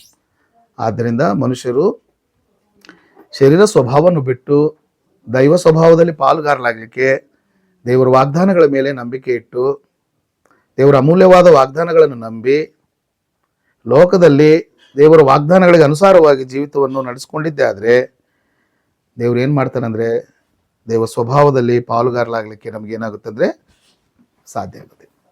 ದೇವರು ಕ್ರಿಸ್ತನನ್ನು ನಮಗೆ ವಾಗ್ದಾನ ಮಾಡಿದ್ದಾನೆ. ಕ್ರಿಸ್ತನನ್ನು ವಾಗ್ದಾನ, ಆದ್ದರಿಂದ ಶರೀರ ಸ್ವಭಾವವನ್ನು ತೆಗೆದುಹಾಕಿ ಕ್ರಿಸ್ತನ ರಕ್ತ ಏನು ಮಾಡ್ತಾ ಇರ್ತಂದ್ರೆ ನಮಗೆ ದೇವರ ಸ್ವಭಾವ, ಅದನ್ನೇನಂತ ಕರೆದಿದ್ರೆ ನೂತನ ಸ್ವಭಾವ. ತೀತನಿಗೆ ಬರೆದ ಪತ್ರಿಕೆ 3ನೇ ಅಧ್ಯಾಯ 5ನೇ ವಚನದಲ್ಲಿ ಈ ರೀತಿ, ನಾವು ಮಾಡಿದ ನೀತಿ ಕ್ರಿಯೆಗಳಿಂದಲ್ಲ, ಆತನ ಕರುಣೆಯಿಂದಲೇ ಪುನರ್ಜನ್ಮದ ತೊಳೆಯುವಿಕೆಯಿಂದಲೂ ಪವಿತ್ರಾತ್ಮನು ನೂತನ ಸ್ವಭಾವವನ್ನು ಉಂಟು ಮಾಡುವುದರಿಂದಲೂ ಆತ ನಮ್ಮನ್ನು ರಕ್ಷಿಸ್ತಾನೆ. ನೂತನ ಸ್ವಭಾವ ಅಂದರೆ ದೈವ ಸ್ವಭಾವವನ್ನು ಅಳವಡಿಸ್ಕೊಳ್ಬೇಕು. ಶರೀರ ಸ್ವಭಾವ ಹೋಗಿ ನೂತನ ಸ್ವಭಾವ ಎಂಬುದಾಗಿ ದೈವ ಸ್ವಭಾವವನ್ನು ಅಳವಡಿಸ್ಬೇಕು. ನೂತನ ಸ್ವಭಾವ ಅಂದರೆ ನಮ್ಮ ಮೊದಲು ಇದ್ದಿದ್ದೇ, ಪಾಪ ಮಾಡುವುದಕ್ಕೆ ಮೊದಲು ದೇವರು ಮನುಷ್ಯನ ಸೃಷ್ಟಿ ಮಾಡಿದಾಗ ನಮಗೆ ಈ ದೈವ ಸ್ವಭಾವ ಇತ್ತು, ಆದರೆ ಅದನ್ನು ಕಳ್ಕೊಂಡಿವಿ. ಶರೀರ ಸ್ವಭಾವಕ್ಕೆ ಅಭ್ಯಾಸ ಬಿದ್ದಂಥ ನಾವುಗಳು ದೇವರು ನಮಗೆ ವಾಗ್ದಾನಗಳನ್ನು ಮಾಡಿ ಕ್ರಿಸ್ತನನ್ನು ಕಳಿಸ್ಕೊಳ್ಳೋದ್ರ ಮುಖಾಂತರ ಪವಿತ್ರಾತ್ಮನನ್ನು ನಮಗೆ ಉಡುಗೊರೆಯಾಗಿ ಪವಿತ್ರಾತ್ಮನನ್ನು ನಮಗೆ ದಾನವಾಗಿ ಕೊಡೋದ್ರ ಮೂಲಕ ನೂತನ ಸ್ವಭಾವವನ್ನು ದೇವರು ನಮಗೆ ಉಂಟು ಮಾಡ್ತಾರೆ. ಆದ್ದರಿಂದ ಶರೀರ ಸ್ವಭಾವವುಳ್ಳವರು ದೈವ ಸ್ವಭಾವದಲ್ಲಿ ಪಾಲುಗಾರಲಾಗಲಿಕ್ಕೆ ಸಾಧ್ಯನೇ ಇಲ್ಲ. ಶರೀರ ಸ್ವಭಾವವನ್ನು ತೆಗೆದುಹಾಕಲಿಕ್ಕೆ ದೇವರು ತನ್ನ ಮಗನಾದ ಯೇಸು ಕ್ರಿಸ್ತನನ್ನು ಪವಿತ್ರಾತ್ಮನನ್ನು ಕೊಟ್ಟು ನಮಗೇನು ಮಾಡಿದರೆ ನೂತನ ಸ್ವಭಾವವನ್ನು ಕೊಟ್ಟಿದ್ದಾರೆ. ನೂತನ ಸ್ವಭಾವ ಬೇರೆ ಯಾವುದೂ ಅಲ್ಲ, ಅದು ದೈವ ಸ್ವಭಾವ. ಆದ್ದರಿಂದ ಈ ಭೂಮಿಯಲ್ಲಿ ದೈವ ಸ್ವಭಾವವನ್ನು ಅಳವಡಿಸಿಕೊಂಡು ದೈವ ಸ್ವಭಾವವನ್ನು ನಮ್ಮ ಆಯುಷ್ಕಾಲದಲ್ಲಿ ಸಾಧಿಸೋದು ಅತ್ಯಂತ ಬಹಳ ಪ್ರಾಮುಖ್ಯವಾದಂಥ ಸಂಗತಿ. ದೇವರು ಈ ಆಯುಷ್ಕಾಲ ಕೊಟ್ಟಿರೋದು 60-70 ವರ್ಷಗಳ ಅಥವಾ 80 ವರ್ಷಗಳ ಈ ಆಯುಷ್ಕಾಲ ಕೊಟ್ಟಿರೋದು ಕಾರಣ ಏನಂತ ಹೇಳಿದ್ರೆ, ನೀನು ದೈವ ಸ್ವಭಾವದಲ್ಲಿ ಪಾಲುಗಾರನಾಗ್ತದೆ. ದೈವ ಸ್ವಭಾವದಲ್ಲಿ ಯಾರು ಪಾಲುಗಾರಾಗ್ತಾರೋ ಅವರು ಮಾತ್ರನೇ ಎಟರ್ನಿಟಿ, ಅವರು ಮಾತ್ರ ನಿತ್ಯತ್ವ. ಶರೀರ ಸ್ವಭಾವವುಳ್ಳವರು ನಾಶಕ್ಕೆ ಹೋಗ್ತಾರೆ. ಶರೀರ ಸ್ವಭಾವವುಳ್ಳವರು ನಿತ್ಯತ್ವಕ್ಕೆ ಹೋಗ್ಲಿಕ್ಕೆ ಸಾಧ್ಯ ಇಲ್ಲ. ಅವ್ರು ಯಾವಾಗಲೂ ಕೆಟ್ಟತನದಲ್ಲಿ ಜೀವನ ಮಾಡ್ತಾರೆ. ಮನವಿ ಏನಂತ ಹೇಳಿದ್ರೆ, ನಾವೆಲ್ಲರೂ ಕೂಡ ದೈವ ಸ್ವಭಾವದಲ್ಲಿ ಪಾಲುಗಾರ. ಏನು ದೈವ ಸ್ವಭಾವ ಅಂದರೆ, ಸೊ ದೈವ ಸ್ವಭಾವದ ಬಗ್ಗೆ ಕೂಡ ದೇವರು ನಮಗೆ ದೇವ್ರ ಸ್ವಭಾವ ಅಥವಾ ದೇವ್ರ ಗುಣ, ಆತನ ಲಕ್ಷಣ, ದಿ ಅಟ್ರಿಬ್ಯೂಟ್ಸ್ ಆಫ್ ಗಾಡ್, ಆತನ ನೇಚರ್, ಗಾಡ್ಸ್ ನೇಚರ್. ಸೊ ದೇವ್ರ ಸ್ವಭಾವನೂ ನಮ್ಗೆ ಗೊತ್ತಿರಬೇಕು. ಶರೀರ ಸ್ವಭಾವ ಏನು ಹೇಳುತ್ತೆ ಅಂದರೆ, ಪ್ರತಿಯೊಂದು ನೀಚವಾದಂಥ ಕಾರ್ಯಕ್ರಮಗಳನ್ನು ಮಾಡಲಿಕ್ಕೆ ಶರೀರ ಪ್ರಚೋದನೆ ಮಾಡುತ್ತೆ. ಆದರೆ ದೇವರ ಸ್ವಭಾವವನ್ನು ನಾವು ತಿಳ್ಕೊಂಡು ದೇವರ ಸ್ವಭಾವವನ್ನು ನಾವು ಅರಿತವರಾಗಿ ಆ ಸ್ವಭಾವದಲ್ಲಿ ಪಾಲುಗಾರ. ಕಾರಣ ಎಂತ ಹೇಳಿದ್ರೆ, ದೇವ ಸ್ವಭಾವವನ್ನು ಅರ್ಥ ಮಾಡಿಕೊಳ್ಳೋದು ಬಹಳ ಕಷ್ಟ. ಕಾರಣ ಏನೆಂದರೆ, ದೇವರು ರಕ್ತ ಮಾಂಸ ಉಳ್ಳವನಾಗಿ ನಮ್ಮ ಮಧ್ಯದಲ್ಲಿ ಜೀವಿಸಲಿಲ್ಲ. ದೇವರು ಕಣ್ಣಿಗೆ ಕಾಣುವಲ್ಲ, ಈಸ್ ಇನ್ವಿಸಿಬಲ್ ಗಾಡ್, ಅದೃಶ್ಯ ಸ್ವರೂಪಿ, ಆತ್ಮಸ್ವರೂಪನು. ಮತ್ತು ಆತನ ಸ್ವಭಾವ ನಮ್ಗೆ ಹೇಗೆ ಗೊತ್ತಾಗುತ್ತೆ? ಹೇಗೆ ಆತನ ಸ್ವಭಾವ ನಾವು ತಿಳ್ಕೊಳ್ಳೋದು? ಈಗ ನಮ್ಮ ಕಣ್ಮುಂದೆ ಕಂಡ್ರೆ ಆ ವ್ಯಕ್ತಿ ಸ್ವಭಾವವನ್ನು ನಾವು ಅನುಸರಿಸ್ಬೋದು. ಸೈಮನ್ ಬ್ರದರ್ ಸ್ವಭಾವ ಇದು, ಪ್ರಸಾದ್ ಬ್ರದರ್ ಸ್ವಭಾವ ಇದು, ಅಥವಾ ರಾಮಕೃಷ್ಣ ಬ್ರದರ್ ಸ್ವಭಾವ ಇದು ಎಂಬುದು ನಮ್ಮ ಕಣ್ಣಿಗೆ ಕಟ್ಟಿದಾಗ ಕಾಣಿಸುತ್ತೆ. ಆದರೆ ಅದೃಶ್ಯನಾದ ದೇವರ ಸ್ವಭಾವ ಮನುಷ್ಯರಿಗೆ ಹೇಗೆ ಗೊತ್ತಾಗುತ್ತೆ? ಒಂದು ವೇಳೆ ಅದು ಗೊತ್ತಾಗಬೇಕಂದ್ರೆ ಮಾರ್ಗ ಏನು? ಆ ದೈವ ಸ್ವಭಾವವನ್ನು ನಮಗೆ ತೋರಿಸ್ಲಿಕ್ಕೆ ಅಥವಾ ಕಲಿಸ್ಲಿಕ್ಕೆ ಈ ಭೂಮಿಗೆ ಬಂದಂಥ ಏಕೈಕ ವ್ಯಕ್ತಿ ಯಾರಾದ ಕರ್ತನಾದ ಯೇಸು ಕ್ರಿಸ್ತನು ತನ್ನ ದೇಹದಲ್ಲಿ ಈ ಭೂಮಿಯಲ್ಲಿ ಜೀವಿಸಿದಾಗ ದೇವರ ಸ್ವಭಾವ, ಆತನ ಕ್ಯಾರೆಕ್ಟರ್ ಏನೋ, ದೇವರ ಸ್ವಭಾವ ಎಂಥದ್ದೋ ಅದನ್ನು ತನ್ನ ದೇಹದಲ್ಲಿ 100% 100% 100% ತೋರಿಸಿದಂಥ ವ್ಯಕ್ತಿ. ಅದಕ್ಕೆ ಯೋಹಾನ ಬರೆಸುವಾರ್ತೆ 1:18 ಏನು ಹೇಳುತ್ತಂದರೆ, ದೇವರನ್ನು ಯಾರು ಎಂದೂ ನೋಡಿಲ್ಲ.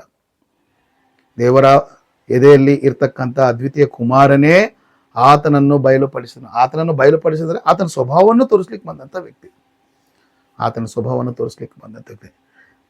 ಕ್ರಿಸ್ತನು ತನ್ನ ಜೀವಿತದಲ್ಲಿ ದೇವರ ಸ್ವಭಾವವನ್ನು ಪ್ರದರ್ಶಿಸಿದಂಥ ವ್ಯಕ್ತಿ. ತನ್ನ ಜೀವಿತ ಕಾಲವೆಲ್ಲ ಕೂಡ ಇದು ದೇವರ ಸ್ವಭಾವ ಎಂಬುದಾಗಿ. ಆ ದೇವರ ಸ್ವಭಾವ ಎಂಥದ್ದು ಪುರಾತನ ಕಾಲದಲ್ಲಿ ಯಾರೂ ತೋರಿಸಲಿಲ್ಲ. ಪ್ರವಾದಿಗಳಿದ್ದರು, ಯಾಜಕರಿದ್ದರು. ಪುರಾತನ ಕಾಲದಲ್ಲಿ ದೇವರಿಂದ ಏರ್ಪಡಿಸಲ್ಪಟ್ಟಂಥ ಅನೇಕರಿದ್ದರು. ಅಬ್ರಾಹ್ಮನಿದ್ದ, ಇಸಾಕಿದ್ದ, ಯಾಕೋಬ ಇದ್ದ, ರಾಜರು, ಅರಸರು, ನ್ಯಾಯಾಧೀಶರು, ದೀರ್ಘದರ್ಶಿಗಳು ಎಲ್ಲರಿದ್ರು. ಆದರೆ ದೇವರ ಸ್ವಭಾವವನ್ನು ಎಂದು ಅವರು ತಮ್ಮ ಜೀವಿತದಲ್ಲಿ ತೋರಿಸ್ತವರಲ್ಲ. ದೇವರ ಸ್ವಭಾವವನ್ನೇ ತೋರಿಸ್ಲಿಕ್ಕೆ ಹುಟ್ಟಿದಂಥ ಏಕೈಕ ವ್ಯಕ್ತಿ ಯಾರಂದ್ರೆ ಕರ್ತನಾದ ಯೇಸು ಕ್ರಿಸ್ತನು. ಅದಕ್ಕೆ ಯೋಹಾನ ಬರೆದ ಮೊದಲನೇ ಪತ್ರಿಕೆ 5:19 ಏನು ಹೇಳುತ್ತಂದ್ರೆ, ನಾವು ಸತ್ಯವಾಗಿರುವ ಆತನನ್ನು ಅರಿಯಬೇಕೆಂಬುದಾಗಿ ದೇವಕುಮಾರನು ಬಂದು ನಮಗೆ ವಿವೇಕವನ್ನು ಕೊಟ್ಟನು. ಸತ್ಯ ದೇವರಾಗಿರ್ತವ ಆತನನ್ನು, ನಿಜ ದೇವರನ್ನು, ನಿತ್ಯ ದೇವರನ್ನು ತಿಳಿಸ್ಲಿಕ್ಕಾಗಿಯೇ ದೇವಕುಮಾರನು ಬಂದು ನಮಗೆ ವಿವೇಕವನ್ನು ಕೊಟ್ಟನು. ಅಂದ್ರೆ ಅರ್ಥ ಏನಂತ ಹೇಳಿದ್ರೆ, ದೇವರ ಸ್ವಭಾವ ಎಂಥದ್ದೋ ನಮ್ಮ ಕಣ್ಣಿಗೆ ಕಟ್ಟುವ ಹಾಗೆ, ಕಣ್ಣಿಗೆ ನಿಲುಕುವ ಹಾಗೆ ತನ್ನ ಜೀವಿತದ ಮೂಲಕ ಪ್ರದರ್ಶಿಸಿದಂಥ ಏಕೈಕ ವ್ಯಕ್ತಿ ಕರ್ತನಾದ ಯೇಸು ಕ್ರಿಸ್ತನು. ಅದಕ್ಕೆ ಯೋಹಾನ ಬರೆಸುವಾರ್ತೆ 14ನೇದಲ್ಲಿ, ನಾನೇ ಮಾರ್ಗ, ನಾನೇ ಸತ್ಯ, ನಾನೇ ಜೀವ, ನನ್ನ ಮೂಲಕ ಹೋಗಿ ತಂದೆ ಬಳಿಗೆ ಯಾರು ಬರಲಾರು ಎಂಬುದಾಗಿ ಹೇಳಿದಾಗ ಫಿಲಿಪ್ಪನ್ ಕೇಳ್ತಾನೆ. ಏನಂತ ಕೇಳ್ತಾನೆ? ತಂದೆಯನ್ನು ನಮಗೆ ತೋರಿಸು, ಅಷ್ಟೇ ಸಾಕು. ಕರ್ತನೇ, ಗುರುವೇ, ಬೋಧಕನೇ, ನಮಗೆ ತಂದೆಯನ್ನು ತೋರಿಸು, ಅಷ್ಟೇ ಸಾಕು. ಅದೊಂದು ತೋರಿಸ್ಬಿಟ್ಟು ಅದೊಂದು ಮಾಡ್ಬಿಟ್ಟು ನೀನು ಪುಣ್ಯ ಕಟ್ಕೋ, ಅದೊಂದು ದೊಡ್ಡ ಕಾರ್ಯ, ಉಪಕಾರ ಮಾಡ್ದಂಗಾಗುತ್ತೆ, ನಮಗೆ ದೊಡ್ಡ ಮೇಲು ಮಾಡ್ದಂಗಾಗುತ್ತೆ, ತಂದೆಯನ್ನು ತೋರಿಸಿ ಎಂಬುದಾಗಿ ಹೇಳಿದ. ಈಗ ಯೇಸು ಕ್ರಿಸ್ತನು ಗೊಂದಲಕ್ಕೆ ಬೀಳಿಲ್ಲ. ಕಾರಣ ಏನಂತ ಹೇಳಿದ್ರೆ, ತಂದೆಯನ್ನು ತೋರಿಸ್ಲಿಕ್ಕೆ ಸಾಧ್ಯ ಇಲ್ಲ. ಕಾರಣ ಏನಂದ್ರೆ, ದೇವ್ರನ್ನ ಯಾರು ನೋಡ್ಲಿಕ್ಕೆ ಸಾಧ್ಯನೇ ಇಲ್ಲ. ನೋಡಿದ್ರೆ ಯಾರು ಉಳಿಯಲ್ಲ. ದೇವ್ರನ್ನ ಕಾಣದೇ ಇರ್ತಕ್ಕಂಥ ದೇವ್ರನ್ನ ಫಿಲಿಪ್ಪನ ಹಠ ಹಿಡಿದು ಏನು ಕೇಳ್ತಂದ್ರೆ, ಗುರುವೇ ತೋರಿಸು, ನಮ್ಗೆ ತಂದೆಯನ್ನು ತೋರಿಸು, ಅಷ್ಟೇ ಸಾಕು ಎಂಬುದಾಗಿ ಹೇಳ್ತಾನೆ. ಕಾಣದೇ ಇರ್ತಕ್ಕಂಥ ಅದೃಶ್ಯನಾದಂಥ ದೇವ್ರನ್ನ ತಂದು ಯೇಸು ಕ್ರಿಸ್ತನ ಹೆಂಗೆ ತೋರಿಸೋದು? ಅದಕ್ಕೆ ಹೇಳ್ತಾನೆ ಫಿಲಿಪ್ಪನು, ನಾನು ಇಷ್ಟು ಕಾಲ ನಿನ್ನ ಜೊತೆಯಲ್ಲಿದ್ದೆ, ಇನ್ನೂ ನಿನಗೆ ಗೊತ್ತಿಲ್ವ ಅಂದ ಅರ್ಥ ಏನು? ನನ್ನ ನೋಡಿದಾತನು ಅಂದ್ರೆ ಅರ್ಥ ಈತನೇ ಆತ್ನು, ಆತ್ನೇ ಈತ ಅಂತ ಅರ್ಥ. ಬಹಳ ಜನರಿಗೆ ಬೈಬಲ್ ಓದೋದು ಕೂಡ ಗೊತ್ತಿಲ್ಲ, ಸಂದರ್ಭ ಕಾಂಟೆಕ್ಸ್ಗಳು ಗೊತ್ತಿಲ್ಲ. ನೋಡಿ ಇಲ್ಲೇ ಅಲ್ಲಿ ಜೆಹೋವೇ ಜೀಸಸ್, ಜೀಸಸ್ ಈಸ್ ಜೆಹೋ, ಆತ್ನೇ ಈತನು, ಈತನೇ ಆತನ. This is fall teaching. ನನ್ನ ನೋಡಿದಾತನು, ತಂದೆಯನ್ನು ನೋಡಿದಾತನು ಅಂದರೆ ನನ್ನ ಗುಣ, ನನ್ನ ಸ್ವಭಾವ, ನಾನು ಮಾಡ್ತಕ್ಕಂಥ ಕ್ರಿಯೆಗಳು, ನಿಮ್ಮ ಮಧ್ಯದಲ್ಲಿ ನಾನು ಏನು ಜೀವಿಸ್ತಾ ಇದ್ದೀನೋ ಆ ಸ್ವಭಾವನೇ ಯಾರ್ದು? ತಂದೆದು. ನನ್ನ ನೋಡಿದಾತನು ತಂದೆ, ನಾನು ತಂದೆ ಒಂದಾಗಿದ್ದೇವೆ. ಆತನ ಸ್ವಭಾವ ನನ್ನ ಸ್ವಭಾವ ಒಂದೇ. ಯಾಕಂದರೆ ತಂದೆಯನ್ನು ತೋರಿಸಂದ್ರೆ ಏನು ಪರಲೋಕಕ್ಕೆ ಹೋಗಿ ಹಿಡ್ಕೊಂಡು ಬರೋದ? ರಕ್ತ ಮಾಂಸಗಳು ತಂದೆಗಿಲ್ಲ. ತಂದೆ ದೈವತ್ವವನ್ನು ಹೊಂದಿರತಕ್ಕಂಥ ಆ ವ್ಯಕ್ತಿಗಳಲ್ಲಿ ಕರ್ತನಾದ ಯೇಸು ಕ್ರಿಸ್ತನು ಮಾತ್ರ ರಕ್ತ ಮಾಂಸಗಳು ಧರಿಸಿಕೊಂಡು ಈ ಲೋಕಕ್ಕೆ ಬಂದರು. ಆತನಿಗೆ ಮಾತ್ರ ಅದು ಅವಕಾಶ ಇತ್ತು. ಅರ್ಥ ಆಯ್ತಾ? ಆತನಿಗೆ ಮಾತ್ರ ಇತ್ತು. ಆದ್ರಿಂದ ಈಗ ತಂದೆಯನ್ನು ತೋರಿಸಂದ್ರೆ ಅದು ಸಾಧ್ಯವಿಲ್ಲ, ಅದು ಫಿಸಿಕಲ್ ಆಗಿ ತೋರಿಸ್ಲಿಕ್ಕೆ ಸಾಧ್ಯ ಇಲ್ಲ. ಅದಕ್ಕಾಗಿ ಹೇಳ್ತಾನೆ, ನನ್ನ ನೋಡಿದಾತನು ತಂದೆ ಅಂದ್ರೆ ಅರ್ಥ ಏನಂತ ಹೇಳಿದ್ರೆ, ನನ್ನ ಸ್ವಭಾವ, ನನ್ನ ಜೀವಿತ, ನಾನು ನಿಮ್ಮ ಮಧ್ಯೆಲ್ಲ ಮಾಡ್ತಕ್ಕಂಥ ಕ್ರಿಯೆಗಳು, ನಾನು ಮಾಡ್ತಕ್ಕಂಥ ಈ ಕೆಲಸಗಳೆಲ್ಲ ಕೂಡ, ನಾನು ಜೀವಿಸ್ತಾ ಇರ್ತಕ್ಕಂಥ ಈ ಜೀವಿತ, ನಾನು ತೋರ್ತಕ್ಕಂಥ ಕರುಣೆ, ಪ್ರೀತಿ, ನನ್ನ ಸೇವೆ, ಅಥವಾ ನಾನು ಕಷ್ಟದಲ್ಲಿರೋರಿಗೆ ಸಹಾಯ ಮಾಡೋದು, ಸತ್ತವ್ರನ್ನ ಬದುಕಿಸೋದು, ಅದು ಫಿಸಿಕಲ್ ಆಗಿ ಅವ್ರಿಗೆ ಉಪಕಾರ ಮಾಡೋದು. ಸೊ ಇವೆಲ್ಲವನ್ನು ಕೂಡ ಏನು ಮಾಡ್ತಿದ್ರೆ ಫಿಲಿಪ್ಪರಿಗೆ ಹೇಳ್ತಾನೆ, ಫಿಲಿಪ್ಪು, ನಾನು ಇಷ್ಟು ಕಾಲ ನಿನ್ನ ಜೊತೆ ಇದ್ದೀನಿ, ನಿನಗಿನ್ನೂ ಗೊತ್ತಾಗಿಲ್ವಾ? ನನ್ನನ್ನು ನೋಡಿದಾತನು ತಂದೆಯನ್ನು ನೋಡಿದಾತನೇ ಎಂಬುದಾಗಿ. ಇದು ಅದರ ಅರ್ಥ. ಇಂಟರ್ನಲ್ ಮೀನಿಂಗ್ ದೇವರ ಸ್ವಭಾವವನ್ನು ತೋರಿಸ್ಲಿಕ್ಕೆ ಬಂದಂಥ ವ್ಯಕ್ತಿ. ಅಷ್ಟೇ ಆಗಲಿ ಐ ಆಮ್ ಫಾದರ್ ಮೀ ಅಂತಲ್ಲ, ನಾನೇ ಆತನು, ಈತನೇ ಆತನ ಅಂತೇಳಿ ನಮ್ಮ ಜನರು ಅನೇಕರು ಬೈಬಲ್ ಓದಕ್ಕೆ ಗೊಂದಲಕ್ಕೆ ಬೀಳ್ತಾರೆ. That is absolutely false teaching, 100% false teaching. ತಂದೆ ಸ್ವಭಾವವನ್ನು, ದೇವರ ಸ್ವಭಾವವನ್ನು ನಮ್ಮ ಕಣ್ಣಿಗೆ ಕಟ್ಟಿದ ಹಾಗೆ ಈ ಲೋಕದಲ್ಲಿ ಬಂದು ಪ್ರದರ್ಶಿಸಿ ತನ್ನ ಜೀವಿತ ಕಾಲದಲ್ಲಿ ದೇವರ ಸ್ವಭಾವ ಇದು, ದೇವರ ತತ್ವ ಇದು. ಅದಕ್ಕೆ ಇಬ್ರಿಯಲ್ಲಿ ಬರೆದ ಪತ್ರಿಕೆಯಲ್ಲಿ ಏನು ಹೇಳ್ತಿದೆ? ದೇವರ ಪ್ರತಿರೂಪ ಅಂತೆ. ತತ್ವದ ಮೂರ್ತಿ. ಇಬ್ರಿಯಲ್ಲಿ ಬರೆದ ಪತ್ರಿಕೆ 1ನೇ ಅಧ್ಯಾಯ 2-3ನೇ ವರ್ಷದಲ್ಲಿ ಹೇಳ್ತಾನೆ, Jesus is A image of god. Image ಆ ಥರ ತತ್ವದ ಮೂರ್ತಿ ಅಂದ್ರೆ ಏನು? ಬಹಳ ಜನರು ಇದಕ್ಕೆ ಅಂಕುಡೊಂಕಾದ ವಿಶ್ಲೇಷಣೆ ಕೊಡ್ತಾರೆ. ತತ್ವದ ಮೂರ್ತಿ ಅಂದ್ರೆ ಅಲ್ಲೆಲ್ಲೋ ಮೂರ್ತಿಗೆ ಹೋಗ್ಬಿಟ್ಟಿಲ್ಲ. ಅದರ ಅರ್ಥ ಏನಂತ ಹೇಳಿದ್ರೆ, ದೇವರ ಪ್ರತಿರೂಪ ಅಂದ್ರೆ ಅರ್ಥ ಏನೇನೋ ಆತನ ಸ್ವಭಾವನೇ ಇದನ್ನು ಭೂಮಿ ಮೇಲೆ ತೋರಿಸಿರೋದು. ಬೈಬಲ್ ನಾವು ಓದ್ಬೇಕಾದ್ರೆ ಚೆನ್ನಾಗಿ ಅರ್ಥ. Jesus is A image, Jesus Christ is A image of god. ಆತನ ತತ್ವದ ಮೂರ್ತಿ, ದೇವರ ಪ್ರತಿರೂಪಕವಾಗಿರ್ತಕ್ಕಂಥ ಕ್ರಿಸ್ತನ ಎಂಬುದಾಗಿರ್ತಾನೆ. ಪ್ರತಿರೂಪನ ಅಂದ್ರೆ ಆತನ ಇನ್ನೊಂದು ರೂಪ ಅಂತಲ್ಲ ಅರ್ಥ. ಆ ರೀತಿಯಾಗಿ ಅಕ್ಷರಗಳನ್ನು ನೋಡಬಾರ್ದು. ಪ್ರತಿರೂಪ ಅಂದ್ರೆ ಆತನ ಕ್ಯಾರೆಕ್ಟರ್, ಆತನ ಗುಣ, ಆತನ ಸ್ವಭಾವವನ್ನು ತನ್ನ ಜೀವಿತದ ಮೂಲಕ 33 ವರ್ಷಗಳ ಕಾಲ ಕರ್ತನು ಭೂಮಿಯಲ್ಲಿ ಬದುಕಿರ್ಬೇಕಾದ್ರೆ so each and every time ದೇವರ ಸ್ವಭಾವ ಇದು ಎಂಬುದಾಗಿ ಜನರಿಗೆ ಕಣ್ಣಿಗೆ ಕಟ್ಟಿದ ಹಾಗೆ ಪ್ರದರ್ಶಿಸಿ ತೋರಿಸಿದಂಥ ವ್ಯಕ್ತಿ ಯಾರಂದ್ರೆ ಆತನ ಕರ್ತನಾದಂಥ ಯೇಸು. ಅದಕ್ಕೆ ಆತನ ಆ ದೇವರ ಪ್ರತಿರೂಪ, ಆತನ ತತ್ವದ ಮೂರ್ತಿ. ಇಂಗ್ಲೀಷಲ್ಲಿ ಇದೆ image of god. Image of god ಅಂದ್ರೆ ಮನುಷ್ಯರು ಏನೇನೋ ಹೇಳಿ ಹೊರಟುಬಿಟ್ರು. ಇಮೇಜ್ ಆಫ್ ಗಾಡ್ ಅಂದ್ರೆ ಮನುಷ್ಯರು ಅದಕ್ಕೆ ಏನೇನೋ ವಿಶ್ಲೇಷಣೆ ಕೊಡ್ತಾರೆ. ದೇವರ ಸ್ವಭಾವವನ್ನು ತೋರಿಸ್ಲಿಕ್ಕೆ ಬಂದಂಥ ವ್ಯಕ್ತಿ ದೇವರ ಸ್ವಭಾವ. ದೇವರು ಒಳ್ಳೆಯವನು, ಕ್ರಿಸ್ತನು ಕೂಡ ಒಳ್ಳೆಯವನಾಗಿ ಬದುಕಿದ. ದೇವರು ನೀತಿವಂತನ ಈತನ ನೀತಿವಂತ. ದೇವ್ರ ಸ್ವಭಾವವನ್ನು ತೋರಿಸ್ತಾನೆ. ಒಂದು ಕೆನ್ನೆ ಕೊಡಿದ್ರೆ ಇನ್ನೊಂದು ಕೆನ್ನೆ ಕೊಡ ಅಂತ ಹೇಳ್ದ. ಅದು ಯಾರ ಸ್ವಭಾವ? ದೇವ್ರ ಸ್ವಭಾವ. ದೇವ್ರ ಸ್ವಭಾವ ತಂದೆ ದೇವ್ರ ಸ್ವಭಾವ. ಏನಿಲ್ದವ್ರಿಗೆ ಸಹಾಯ ಮಾಡೋದು ದೇವ್ರ ಸ್ವಭಾವ. ಯಾರಾದ್ರೂ ನೀನು 1 ಮೈಲಿ ಬಾ ಅಂತ ಹೇಳಿದ್ರೆ 2 ಮೈಲಿ ಹೋಗ ಅಂತ ಹೇಳ್ದ. ಅದು ಯಾರ ಸ್ವಭಾವ? ದೇವ್ರ ಸ್ವಭಾವ. ಮೇಲಿನ ಅಂಗಿ ಕೇಳಿದ್ರೆ ಒಳಂಗಿ ಕೂಡ ಕೊಡೋದು ಯಾರ ಸ್ವಭಾವ? ಅದು ದೇವ್ರ ಸ್ವಭಾವ. ನೀನು ಬರೀ ನೀನು ಸಹೋದರ ಮಾತ್ರ ಉಪಕಾರ ಮಾಡಬೇಡ, ನೀನು ಸಹೋದರ ಅಲ್ಲದವ್ರಿಗೆ ಏನು ಇಲ್ದವ್ರಿಗೆ ಏನು ಮಾಡು? ಉಪಕಾರ ಮಾಡು. ಕಾರಣ ಏನಂತ ಹೇಳಿದ್ರೆ, ನಿನ್ನ ಸಹೋದರಿಗೆ ಇದ್ದವ್ರಿಗೆ ಸಹಾಯ ಮಾಡಿದ್ರೆ ಅವ್ರು ನಿನಗೆ ತಿರುಗಿ ಸಹಾಯ ಮಾಡ್ತಾರೆ. ಆವಾಗ ದೇವ್ರು ಮತ್ತೆ ನಿನಗೆ ಉಪಕಾರ ಮಾಡ್ಲಿಕ್ಕೆ ಏನು ಬ್ಯಾಲೆನ್ಸು ಇಲ್ಲ. ಆದ್ರಿಂದ ನಿರ್ಗತರಿಗೆ ಸಹಾಯ ಮಾಡು, ದೇವ್ರು ನಿನಗೇನು ಮಾಡ್ತಾನೆ? ಸಹಾಯ ಮಾಡ್ತಾನೆ. ಅಂದ್ರೆ ನಿರ್ಗತಿಗರು ಕೂಡ ಏನಿಲ್ದವ್ರು ಕೂಡ ಸಹಾಯ ಮಾಡೋದು ಯಾರ ಗುಣ ಅಂದ್ರೆ ಯಾರ ಸ್ವಭಾವ? ಅಂದ್ರೆ ದೇವರ ಸ್ವಭಾವ. ಮೇಲಾಗಿ ನೋಡಿ, ತನ್ನನ್ನು ಹಿಂಸೆ ಮಾಡ್ತಕ್ಕಂಥ ಜನರನ್ನು ಕೂಡ ತಂದೆ ಇವ್ರು ಏನು ಮಾಡ್ತಾ ಇದ್ದಾರೋ, ಇವ್ರು ಹರಿಯರು ಇವ್ರನ್ನ ಅದ್ರ ಶರೀರ ಸ್ವಭಾವ ಉಳ್ಳವನಾಗಿದ್ರೆ ಕ್ರಿಸ್ತನು ಏನ್ ಮಾಡ್ತಾ ಇದ್ದಾರೆ? ದ್ವೇಷ ಸಾಧಿಸ್ತಾ ಇದ್ದ, ಹಠ ಹಿಡಿತಾ ಇದ್ದ, ಇವ್ರು ನಾಶವಾಗ್ಲಿ ಎಂಬುದಾಗಿ ಬಯಸ್ತಾ ಇದ್ದ. ಆದ್ರೆ ಯೇಸು ಕ್ರಿಸ್ತನ ಆ ರೀತಿ ಮಾಡ್ಲಿಲ್ಲ. ಏನಂತ ಹೇಳಿದ್ರೆ, ತಂದೆ ತನ್ನ ಕೊಲ್ತಕ್ಕಂಥ ಜನರು, ತಂದೆ ಇವ್ರು ಏನ್ ಮಾಡ್ತಾ ಇದ್ದಾರೋ ಇವ್ರು ಹರಿಯರು, ಇವ್ರನ್ನೇನು ಮಾಡು. ಮತ್ತೆ ಇದೇನು ಸ್ವಭಾವ? ಇದು ಯಾರ ಸ್ವಭಾವ? ದೇವ್ರ ಸ್ವಭಾವ. ಪ್ರತಿ ಹೆಜ್ಜೆಯಲ್ಲಿ ಅಥವಾ ಪ್ರತಿ ಸ್ಥಳದಲ್ಲಿ, ಪ್ರತಿ ಸಂದರ್ಭದಲ್ಲಿ ತಾನು ಜೀವಿಸಿದಂಥ ಈ ಭೂಮಿಯ ಈ ಜೀವಿತ ಕಾಲದಲ್ಲಿ, ರಕ್ತ ಮಾಂಸವುಳ್ಳ ಈ ದೇಹದಲ್ಲಿ ನಮ್ಮ ಕರ್ತನು ಜೀವಿಸಿದಂಥ ಕಾಲ, ಈಚ್ ಅಂಡ್ ಎವ್ರಿ ಟೈಮ್ ಪ್ರತಿ ಸ್ಥಳದಲ್ಲಿ ಪ್ರತಿ ಗಳಿಗೆಯಲ್ಲಿ ದೇವರ ಸ್ವಭಾವ ಎಂಥದ್ದನ್ನೋದನ್ನು ತನ್ನ ಮಾತುಗಳ ಮೂಲಕ, ತನ್ನ ಕ್ರಿಯೆಗಳ ಮೂಲಕ, ತನ್ನ ಜೀವಿತದ ಮೂಲಕ ಇಡೀ ಪ್ರಪಂಚಕ್ಕೆ ತೋರಿಸಿಕೊಟ್ಟಂಥ ಮಹಾನ್ ವ್ಯಕ್ತಿ, ಏಕೈಕ ವ್ಯಕ್ತಿ ಯಾರಂದ್ರೆ ಕರ್ತನಾದ ಯೇಸು. ಅದಕ್ಕೆ ಯೇಸು ದೇವರ ಪ್ರತಿರೂಪ, ದೇವರ ಆತನ ತತ್ವದ ಮೂರ್ತಿ, ಇದು ಅದರ ಅರ್ಥ. ಆದ್ದರಿಂದ ಆತನನ್ನು ನೋಡಿ ದೈವ ಸ್ವಭಾವವನ್ನು ಆತನ ತನ್ನ ಜೀವಿತದಲ್ಲಿ ಪ್ರದರ್ಶಿಸಿದ. ಈಗ ಆತನ ರಕ್ತದಿಂದ ತೊಳೆಯಲ್ಪಟ್ಟಂತ ನಾವುಗಳು ಕೂಡ ಅದೇ ಸ್ವಭಾವವನ್ನು ಸಾಧಿಸಬೇಕಾಗಿದೆ. ಅದಕ್ಕೆ ದೇವ ಸ್ವಭಾವವನ್ನು ಸಾಧಿಸಬೇಕಂದ್ರೆ ನಮಗೇನು ಬರ್ತಾ ಇರ್ತಂದ್ರೆ ಅಡ್ಡ, ಈ ಕೆಟ್ಟತನ ಅನ್ನೋದು, ದುರಾಸೆಯಿಂದ ಉಂಟಾದಂಥ ಈ ಕೆಟ್ಟತನ ನಮಗೆ ಲೋಕದಲ್ಲಿ ಅಡ್ಡ ಬರ್ತಾ ಇರ್ತದೆ. ಅದಕ್ಕೆ ದೇವರ ವಾಗ್ದಾನಗಳ ಮೇಲೆ ನಂಬಿಕೆ ಇಡು. ದೇವರ ಅತ್ಯಮೂಲ್ಯವಾದ ಮಹತ್ವಗಳಂಥ ವಾಗ್ದಾನಗಳ ಮೇಲೆ ನಂಬಿಕೆ ನೋಡು, ಅದ್ರ ಮೇಲೆ ನಂಬಿಕೆ ಇಡು. ಈ ಕೆಟ್ಟತನ ತಪ್ಪಿಸ್ಕೊ. ದೈವ ಸ್ವಭಾವದಲ್ಲಿ ದೇವ ಸ್ವಭಾವದಲ್ಲಿ ಯಾರು ಪಾಲುಗಾರರಾಗಿರ್ತಾರೋ ಅವ್ರಿಗೆ ಮಾತ್ರ ನಿತ್ಯತ್ವ. ಈ ಲೋಕದಲ್ಲಿ ನಾನು ಕ್ರಿಶ್ಚಿಯನ್ನು, ದೇವ್ರು ನಂಬಿದ್ದೀನಿ, ಚರ್ಚಿಗೆ ಹೋಗ್ತೀನಿ, ದೇವ್ರು ನನಗೆ ಚೆನ್ನಾಗಿ ಗೊತ್ತು, ನನಗೆ ದೇವರು ಬಹಳ ಚೆನ್ನಾಗಿ ಗೊತ್ತು ಎಂಬುದಾಗಿ ಹೇಳ್ಕೊಂಡು ಆತನ ಸ್ವಭಾವ ಗೊತ್ತಿಲ್ಲದೆ ಜೀವಿಸ್ತಕ್ಕಂಥ ಜನರು ಕೂಡ ಇರ್ತಾರಂತೆ. ತೀತನಿಗೆ ಬರೆದ ಪತ್ರಿಕೆಯಲ್ಲಿ ಈ ಮಾತನ್ನು ಅಪೊಸ್ತಲನಾದ ಪೌಲನು ಹೇಳ್ತಾನೆ ನೋಡಿ. ತೀತನಿಗೆ ಬರೆದಂಥ ಪತ್ರಿಕೆ, ದೇವರ ಸ್ವಭಾವ ಏನೋ ಗೊತ್ತಿಲ್ಲದೆ ಜೀವನ ಮಾಡ್ತಕ್ಕಂಥ ಜನರು ಬರೀ ಮಾತಿನಿಂದ ದೇವರು ಎಂಬುದಾಗಿ ಹೇಳಿಕೊಳ್ತಾ ಆತನ ಸ್ವಭಾವ ಸ್ವರೂಪಗಳೇನು ಗೊತ್ತಿಲ್ಲದೆ ಆತನ ಸ್ವಭಾವದಲ್ಲಿ ಪಾಲುಗಾರರಾಗದೆ ಜೀವಿಸ್ತಕ್ಕಂಥ ವ್ಯಕ್ತಿಗಳು ಕೂಡ ಈ ಪ್ರಪಂಚದಲ್ಲಿ ಇರ್ತಾರೆ. ಒಂದೊಂದು ಕಾಲದಲ್ಲಿ ಕ್ರೇತ್ ಎಂಬ ಕ್ರಿಸ್ತನ ಸಭೆಯಲ್ಲಿ ಕೂಡ ಇದ್ರಂತೆ. ತೀತನಿಗೆ ಬರೆದಂಥ ಪತ್ರಿಕೆ 1ನೇ ಅಧ್ಯಾಯ 16ನೇ ವಚನ. ತೀತನಿಗೆ ಬರೆದಂಥ ಪತ್ರಿಕೆ 1ನೇ ಅಧ್ಯಾಯ. ಅವರು ದೇವರನ್ನು ಅರಿತಿದ್ದೇವೆಂಬುದಾಗಿ ಬಾಯಿಂದ ಹೇಳಿಕೊಳ್ಳುತ್ತಾರೆ, ಆದರೆ ಅವರು ಅಸಹ್ಯರು, ಅವಿಧೇಯರು, ಪ್ರತಿ ಸತ್ಕಾರ್ಯಕ್ಕೆ ಭ್ರಷ್ಟರೂ ಆಗಿದ್ದಾರೆ. ತಮ್ಮ ಕ್ರಿಯೆಗಳ ಮೂಲಕ ಆತನನ್ನು ಅರಿಯವೆಂಬುದಾಗಿ ಹೇಳ್ತಾರೆ. ಅಂದ್ರೆ ಆತನನ್ನು ಅಂದ್ರೆ ಆತನ ಸ್ವಭಾವವನ್ನು ಅರಿಯರು. ಕಾರಣ ಏನಂತ ಹೇಳಿದ್ರೆ, ಅವರು ದೇವರು ನಮ್ಗೆ ಚೆನ್ನಾಗಿ ಗೊತ್ತೆಂಬುದಾಗಿ ಬಾಯಿಂದ ಹೇಳ್ಕೊಳ್ತಾರೆ, ಆದರೆ ಆತನ ಸ್ವಭಾವ ಅಲ್ಲಿ ರಿಫ್ಲೆಕ್ಟ್ ಆಗ್ತಾ ಇಲ್ಲ. ಆತನ ಸ್ವಭಾವ ಬಂದಿಲ್ಲ. ಕ್ರೇತ್ ಎಂಬ ಕ್ರಿಸ್ತನ ಸಭೆಯಲ್ಲಿ ಪೂರ್ವ ಕಾಲದಲ್ಲಿ ತೀತನ್ ಎಂಬ ವ್ಯಕ್ತಿ ಕ್ರಿಸ್ತನ ಸಭೆಯಲ್ಲಿ ಕೆಲಸ ಮಾಡ್ತಾರೆ. ಅಲ್ಲಿರ್ತಕ್ಕಂಥ ಚರ್ಚ್ ಮೆಂಬರ್ಸ್ನ ಕುರಿತು ಈ ಮಾತನ್ನ ಮಾತಾಡ್ತಾ ಇದ್ದೀನಿ. ಅಲ್ಲಿರ್ತಕ್ಕಂಥ ಜನರು ಏನಂದ್ರೆ, ದೇವರನ್ನು ಅರಿತಿದ್ದೇವೆ ಎಂಬುದಾಗಿ ಆತನ ಸ್ವಭಾವ ಗೊತ್ತಿಲ್ಲದಂಥ ಜನರು. ಅವ್ರು ಹೆಂಗಿದ್ದಾರೆ ಅಂದ್ರೆ ಅಸಹ್ಯರು. ಅಸಹ್ಯವಾದ ಬದುಕು ದೇವರ ಸ್ವಭಾವ ಅಲ್ಲ, ಅದು ಶರೀರದ ನೀಚವಾದಂಥ ಸ್ವಭಾವ. ನೀನು ಯಾವುದಾದ್ರೂ ಅಸಹ್ಯತನದಲ್ಲಿ ಜೀವಿತ ನಡೆಸ್ತಾ ಇದ್ರೆ, ಅಸಹ್ಯವಾದ ಕಾರ್ಯಕ್ರಮಗಳಲ್ಲಿ ತೊಡಗ್ತಾ ಇದ್ರೆ, ನೀನು ದೈವ ಸ್ವಭಾವ ನಿನಗಿನ್ನೂ ಬಂದಿಲ್ಲ.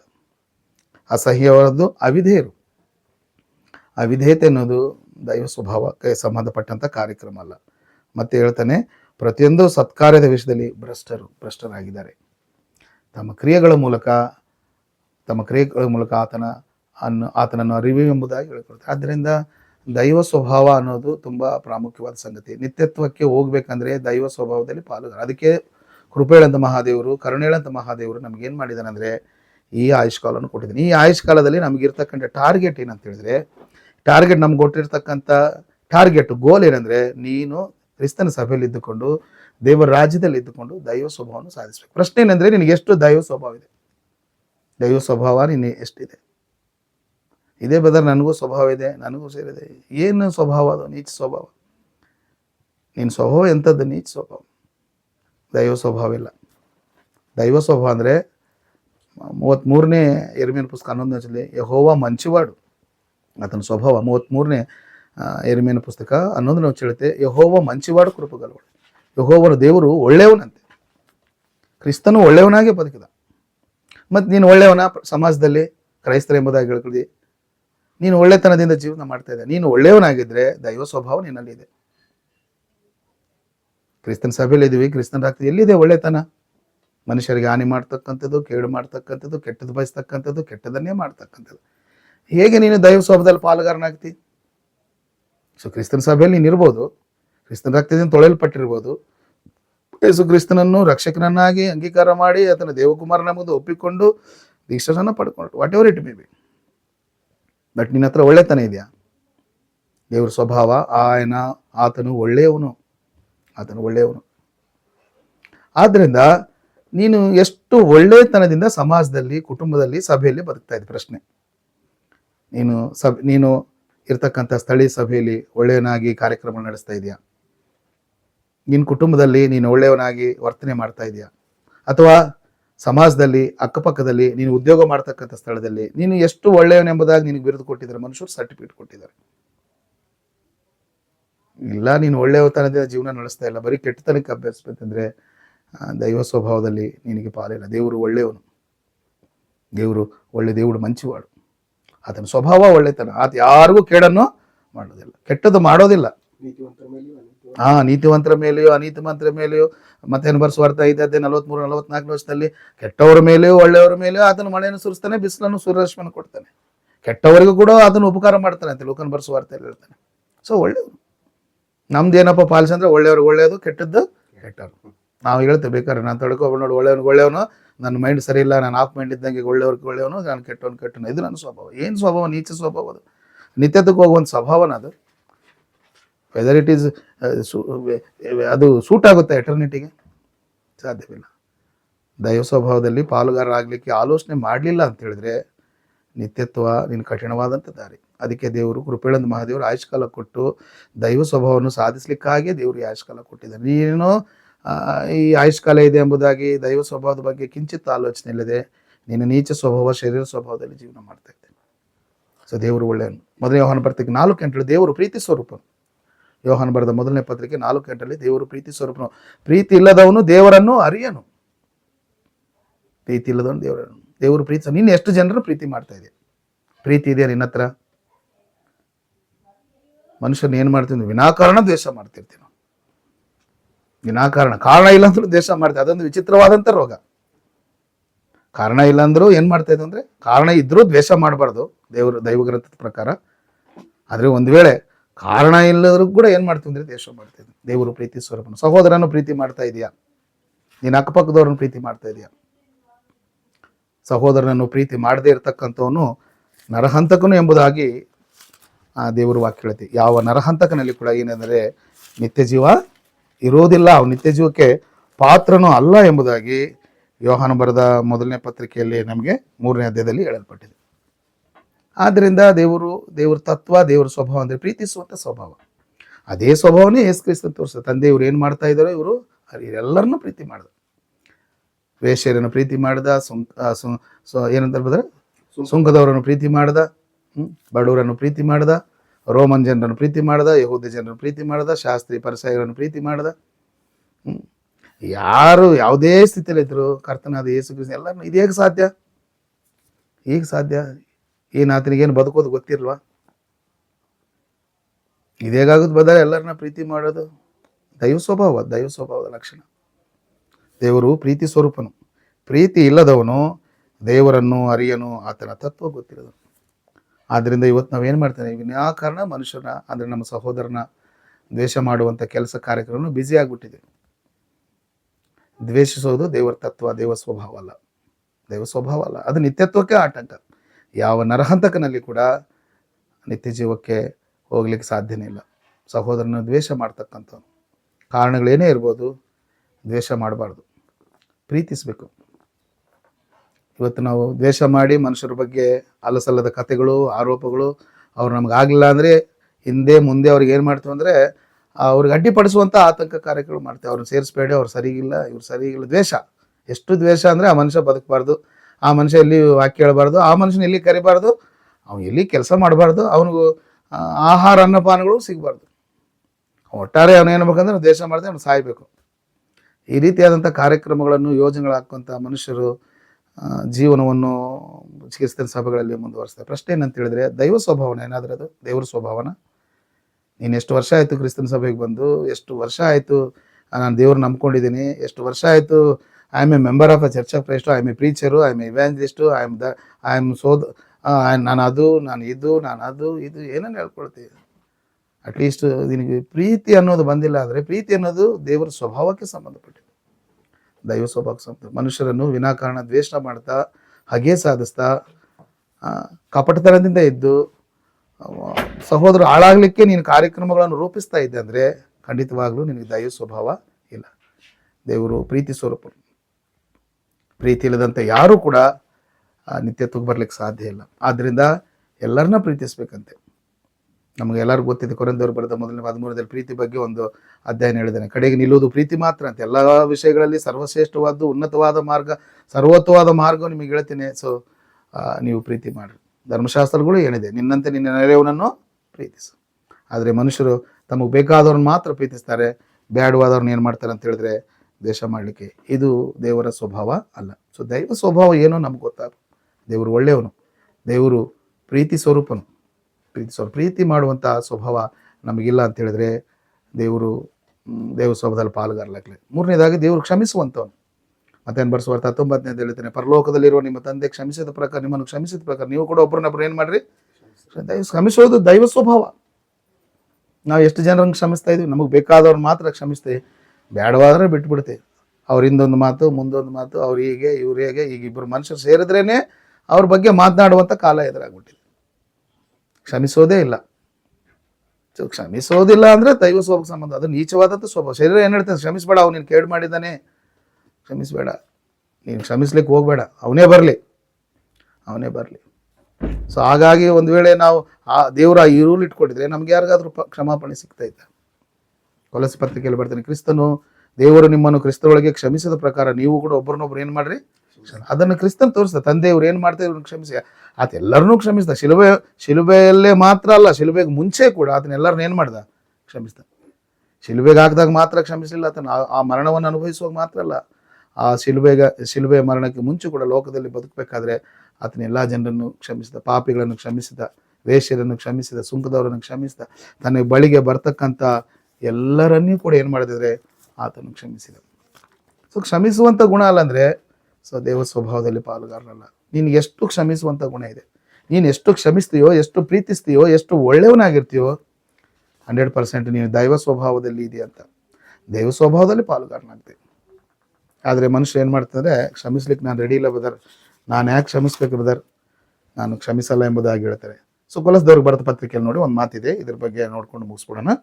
ಕೊಲೊಸ್ಸೆದವ್ರಿಗೆ ಬರೆದ ಪತ್ರಿಕೆ 3ನೇ ಅಧ್ಯಾಯ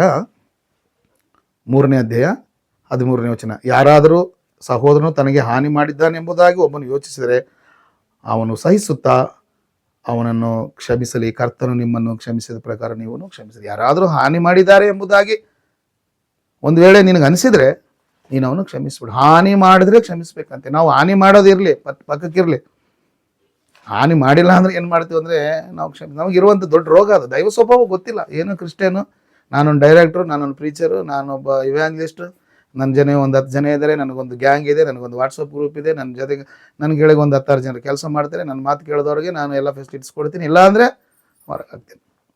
ಸೊ ದೇವ್ರ ವಾಕ್ಯ ಹೇಳ್ತೇನೆ, ನಿಮಗೆ ಯಾರಾದರೂ ಒಬ್ಬನು ಹಾನಿ ಮಾಡಿದ್ದಾನೆಂಬುದು ನಿಮಗೆ ಗೊತ್ತಾದರೆ ಅವನು ಹೋಗಿ ನೀವು ಹಿಡ್ಕೊಂಡು ಹೊಡೀರಿ, ಅವನಿಗೆ ದಂಡ ಹಾಕ್ರಿ, ಅವ್ರ ಮೇಲೆ ಕೇಸ್ ಹಾಕಿರತ್ತ ದೇವ್ರ ವಾಕ್ಯ ಕೇಳ್ತಾ ಇಲ್ಲ. ಯಾರಾದರೂ ನಿಮಗೆ ಹಾನಿ ಮಾಡಿದ್ದಾನೆ, ಒಬ್ಬ ಸಹೋದರ ಹಾನಿ ಮಾಡಿದ್ದಾನೆ ಎಂಬುದಾಗಿ ನಿಮಗೆ ಗೊತ್ತಾದರೆ ಅನಿಸಿದರೆ ನೀವು ಸಹಿಸಿ ಅವನನ್ನು ಕ್ಷಮಿಸಿರಿ. ಅಲ್ಲಿ ಒಂದು ರೀಸನ್ ಹೇಳ್ತಾನೆ, ಕರ್ತನು ನಿಮ್ಮನ್ನು ಕ್ಷಮಿಸದ ಪ್ರಕಾರ. ಸೊ ಆ ಮಾತು ಹೇಳಿ ಕಾರಣ ಏನಂದ್ರೆ, ಕರ್ತನಿಗೆ ಕೂಡ ಏನು ಮಾಡಿದ್ದಾರೆ ಅಂದರೆ ಹಾನಿ ಮಾಡಿದ್ದಾರೆ.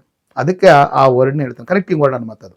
ಸೊ ನೀವು ಎಷ್ಟು ಕ್ಷಮಿಸ್ತಾ ಇದೆಯಾ, ಯಾರ್ಯಾರನ್ನು ಕ್ಷಮಿಸ್ತಾ ಇದೆಯಾ, ಎಲ್ಲರನ್ನೂ ಕ್ಷಮಿಸ್ಬೇಕು. ಹಾನಿ ಮಾಡಿರುವವರನ್ನು ಕೂಡ ಏನು ಮಾಡ್ಬೇಕಂತೆ, ಕ್ಷಮಿಸ್ಬೇಕು. ಕ್ಷಮಿಸುವಂಥ ಗುಣ ಅದು ದೈವ ಸ್ವಭಾವಕ್ಕೆ ಸಂಬಂಧಪಟ್ಟಿದ್ದು. ನಾವು ಎಷ್ಟು ಜನರಿಗೆ ಕ್ಷಮಿಸ್ತಾ ಇದ್ದೀವಿ, ಎಷ್ಟು ಜನರು ಪ್ರೀತಿಸ್ತಾ ಇದ್ದೀವಿ. ಕ್ಷಮಿಸೋದಿಲ್ಲ, ಅವ್ರಿಗೆ ಬರೀ ಕೇಡು ಮಾಡಬೇಕೆಂಬ ಆಲೋಚನೆಯಲ್ಲಿ ಜೀವನ ಸಾಗಿಸ್ತಾ ಇರ್ತೀವಿ. ಈ ಹಾವು ಇರುತ್ತೆ ನೋಡ್ರಿ, ಹಾವು ದೇಶ ಸಾಧಿಸ್ತಂದ್ರೆ ಮನುಷ್ಯರು ಕೂಡ ಏನು ಮಾಡ್ತಾರೆ ಅಂದರೆ ದೇಶ ಸಾರ್ಲಿಕ್ಕೆ ಹೋಗ್ತಾರೆ. ಅದಕ್ಕೆ ಹೇಳ್ತಾನೆ, ಅವರ ತುಟಿಗಳ ಕೆಳಗೆ ಅವರ ಪೆದೋಲಕ್ಕಿಂತ ಸರ್ಪ ಹಾವಿನ ವಿಷಯ ಇದಂತೆ.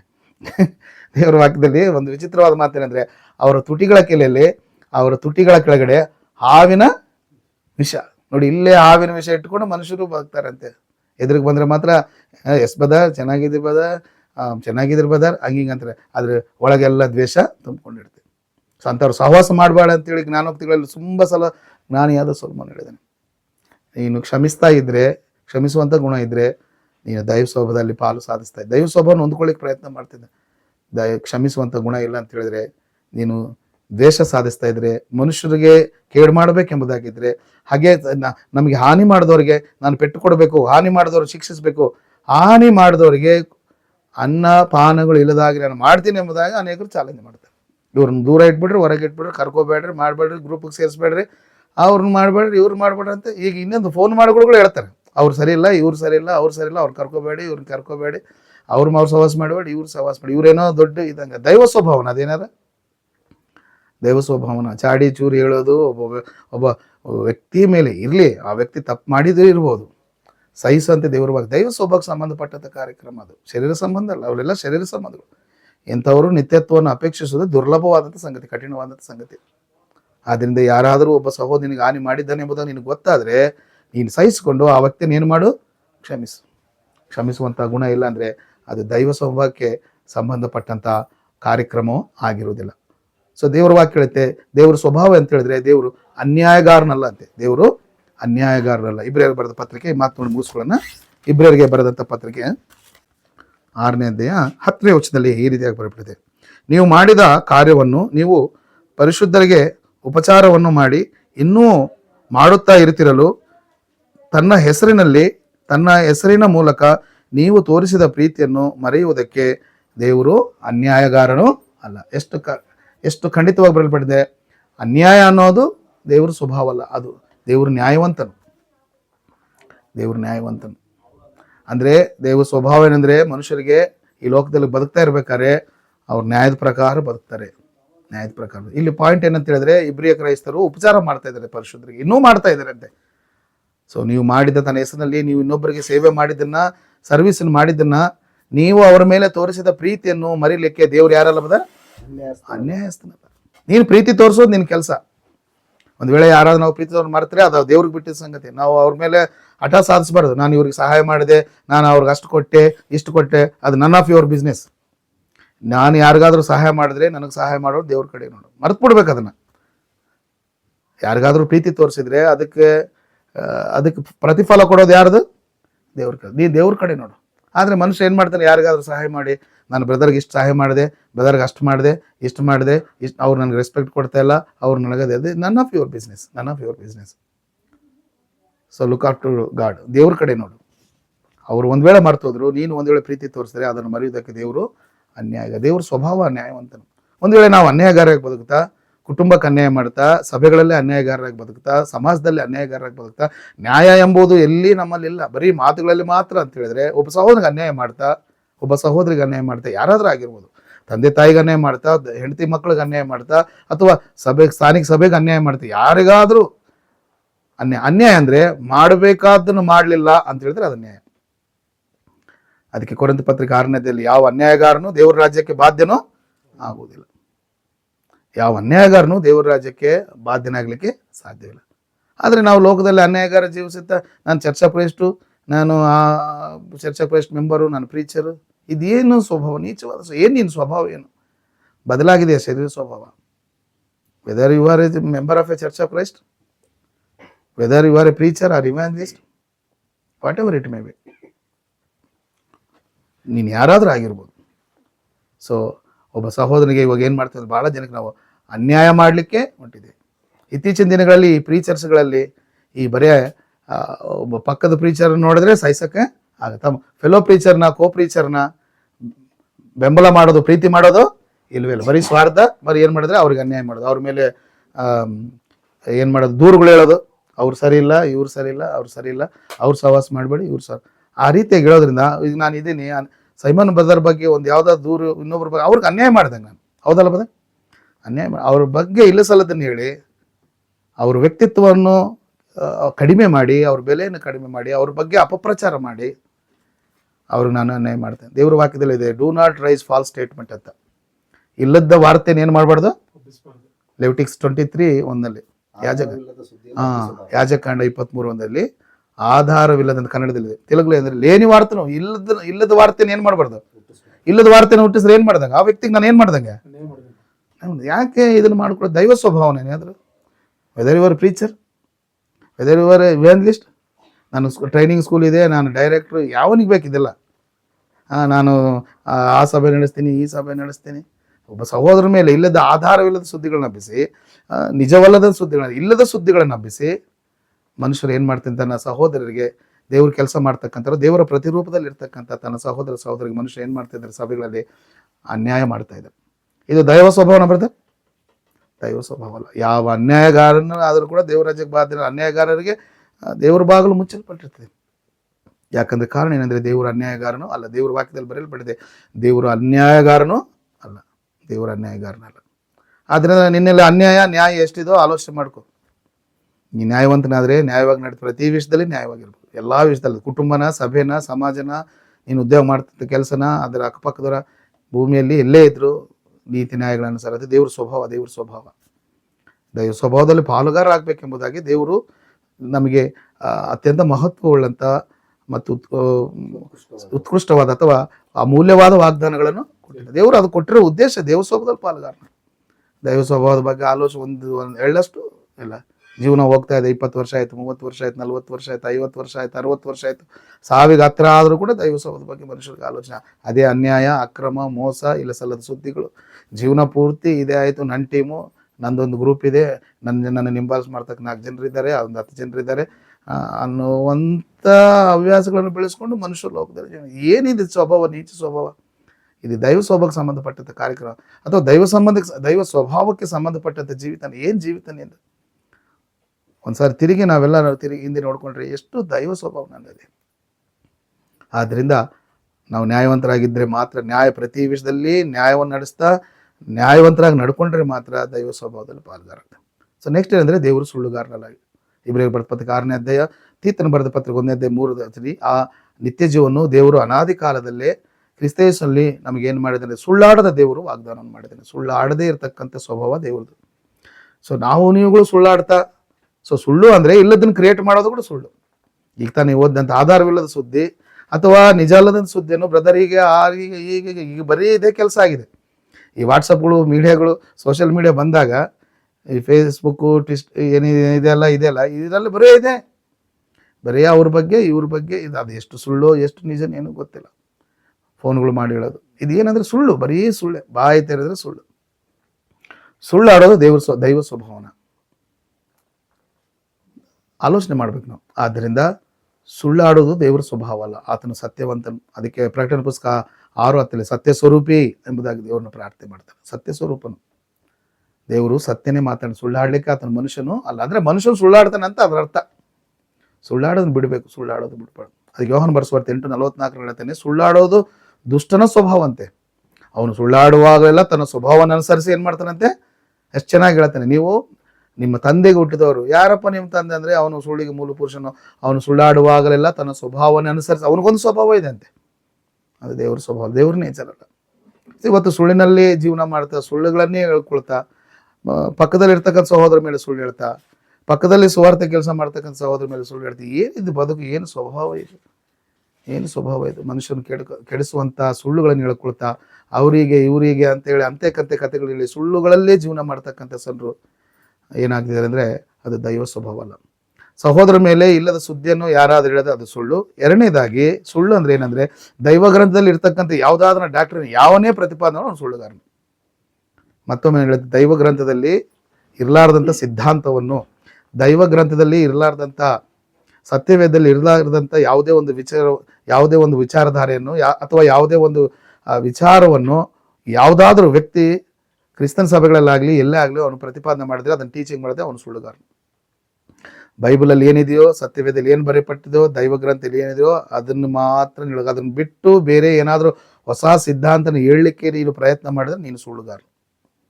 ನೀನು ಸುಳ್ಳುಗಾರನಾದರೆ ನೀನು ದೈವ ಸ್ವಭಾವದಲ್ಲಿ ಪಾಲ್ಗಾರರು. ಇವತ್ತು ಅನೇಕ ಜನರು ಸತ್ಯವೇದನ ಉಪದೇಶ ಮಾಡ್ತಾರೆ, ತಾವು ಬೋಧಕರೆಂಬುದಾಗಿ ಕರೆದುಕೊಳ್ಳೋದಕ್ಕೆ ಪ್ರಯತ್ನ ಮಾಡ್ತಾರಂತೆ. ತಿಮೋಥಿಗೆ ಬರೆದ ಮೊದಲನೇ ಪತ್ರಿಕೆ 1:3 ವಚನದಲ್ಲಿ ಹೇಳ್ತಾನೆ, ಅವರು ಧರ್ಮಶಾಸ್ತ್ರೋಪದೇಶಕರಾಗಿರ್ಬೇಕೆಂಬುದಾಗಿ ಆಸೆ ಪಟ್ಟರಂತೆ. ಇವತ್ತು ಕೂಡ ಭಾಳ ಜನ, ನಮಗೂ ಬೈಬಲ್ ಗೊತ್ತು, ಭಾಳ ವಿಚಿತ್ರ ಏನಂದರೆ ಬೈಬಲ್ನ ಜ್ಞಾನ ಇರ್ಲೋರ್ದವ್ರು ಕೂಡ ಪುಲ್ಪಿಟ್ ಹತ್ಬಿಟ್ಟು ಇವತ್ತು ಮಾಡ್ತಾರೆ. ಭಾಳ ಸೋಚಿಕವಾದ ಸಂಗತಿ. ಅದಕ್ಕೊಂದು ಸ್ಟಡಿ ಇಲ್ಲ, ಅದಕ್ಕೊಂದು ಅದರದ್ದೇ ಆದಂಥ ಸೀರಿಯಸ್ ಸ್ಟಡಿ ಮಾಡಿದಂಥ ಅನುಭವ ಇರಲ್ಲ, ಅದಕ್ಕೆ ತಕ್ಕಂಥ ಜ್ಞಾನ ಪಡೆದಿರಬೇಕೆಂಬುದಾಗಿ ಆಲೋಚನೆ ಇಲ್ಲ. ಕಡೆ ಪಕ್ಷ ಅದನ್ನು ಧ್ಯಾನ ಮಾಡಬೇಕು, ಅಲ್ಲಿ ಏದಿನಿ ಎಂಬುದಾಗಿ ಏನಿಲ್ಲ. ಬರೀ ಯಾರೋ ಹೇಳಿದ್ರು ಅದನ್ನು ಕಾಪಿ ಪೇಸ್ಟ್ ಮಾಡಿಕೊಂಡೆ, ಫಾರಿನರ್ ಏನೋ ಕಳಿಸಿದ್ರು, ಅವರೊಂದು ಸಿದ್ಧಾಂತ ಹೇಳಿದ್ರು, ಇವರೊಂದು ಸಿದ್ಧಾಂತ ಹೇಳಿದ್ರು, ನೋಡಿ ಬದಾರೆ ಈ ರೀತಿಯಾಗಿದೆ ಆ ರೀತಿಯಾಗಿದೆ. ಎಲ್ಲ ಸುಳ್ಳುಗಾರರು. ಸತ್ಯವೇದದಲ್ಲಿ ಏನಿದೆಯೋ ಅದನ್ನು ಬಿಟ್ಟು ಯಾರಾದರೂ ಮಾತಾಡಿದ್ರೆ ಅವ್ರು ಸುಳ್ಳುಗಾರ. ಇನ್ನೂ ಭಾಳ ಜನ ಏನು ಹೇಳ್ತಾರೆ ಅಂದರೆ, ನನ್ನ ಹತ್ರ ಬ್ರದರ್ ಬೈಬಲ್ ಆಗು ಹೇಳುತ್ತೆ, ಬೈಬಲು ಸುಳ್ಳುಗಾರ. ನಾವು ನಂಬರ್ ಒನ್ ಸುಳ್ಳುಗಾರ, ನಂಬರ್ ಒನ್ ಚೀಟರ್.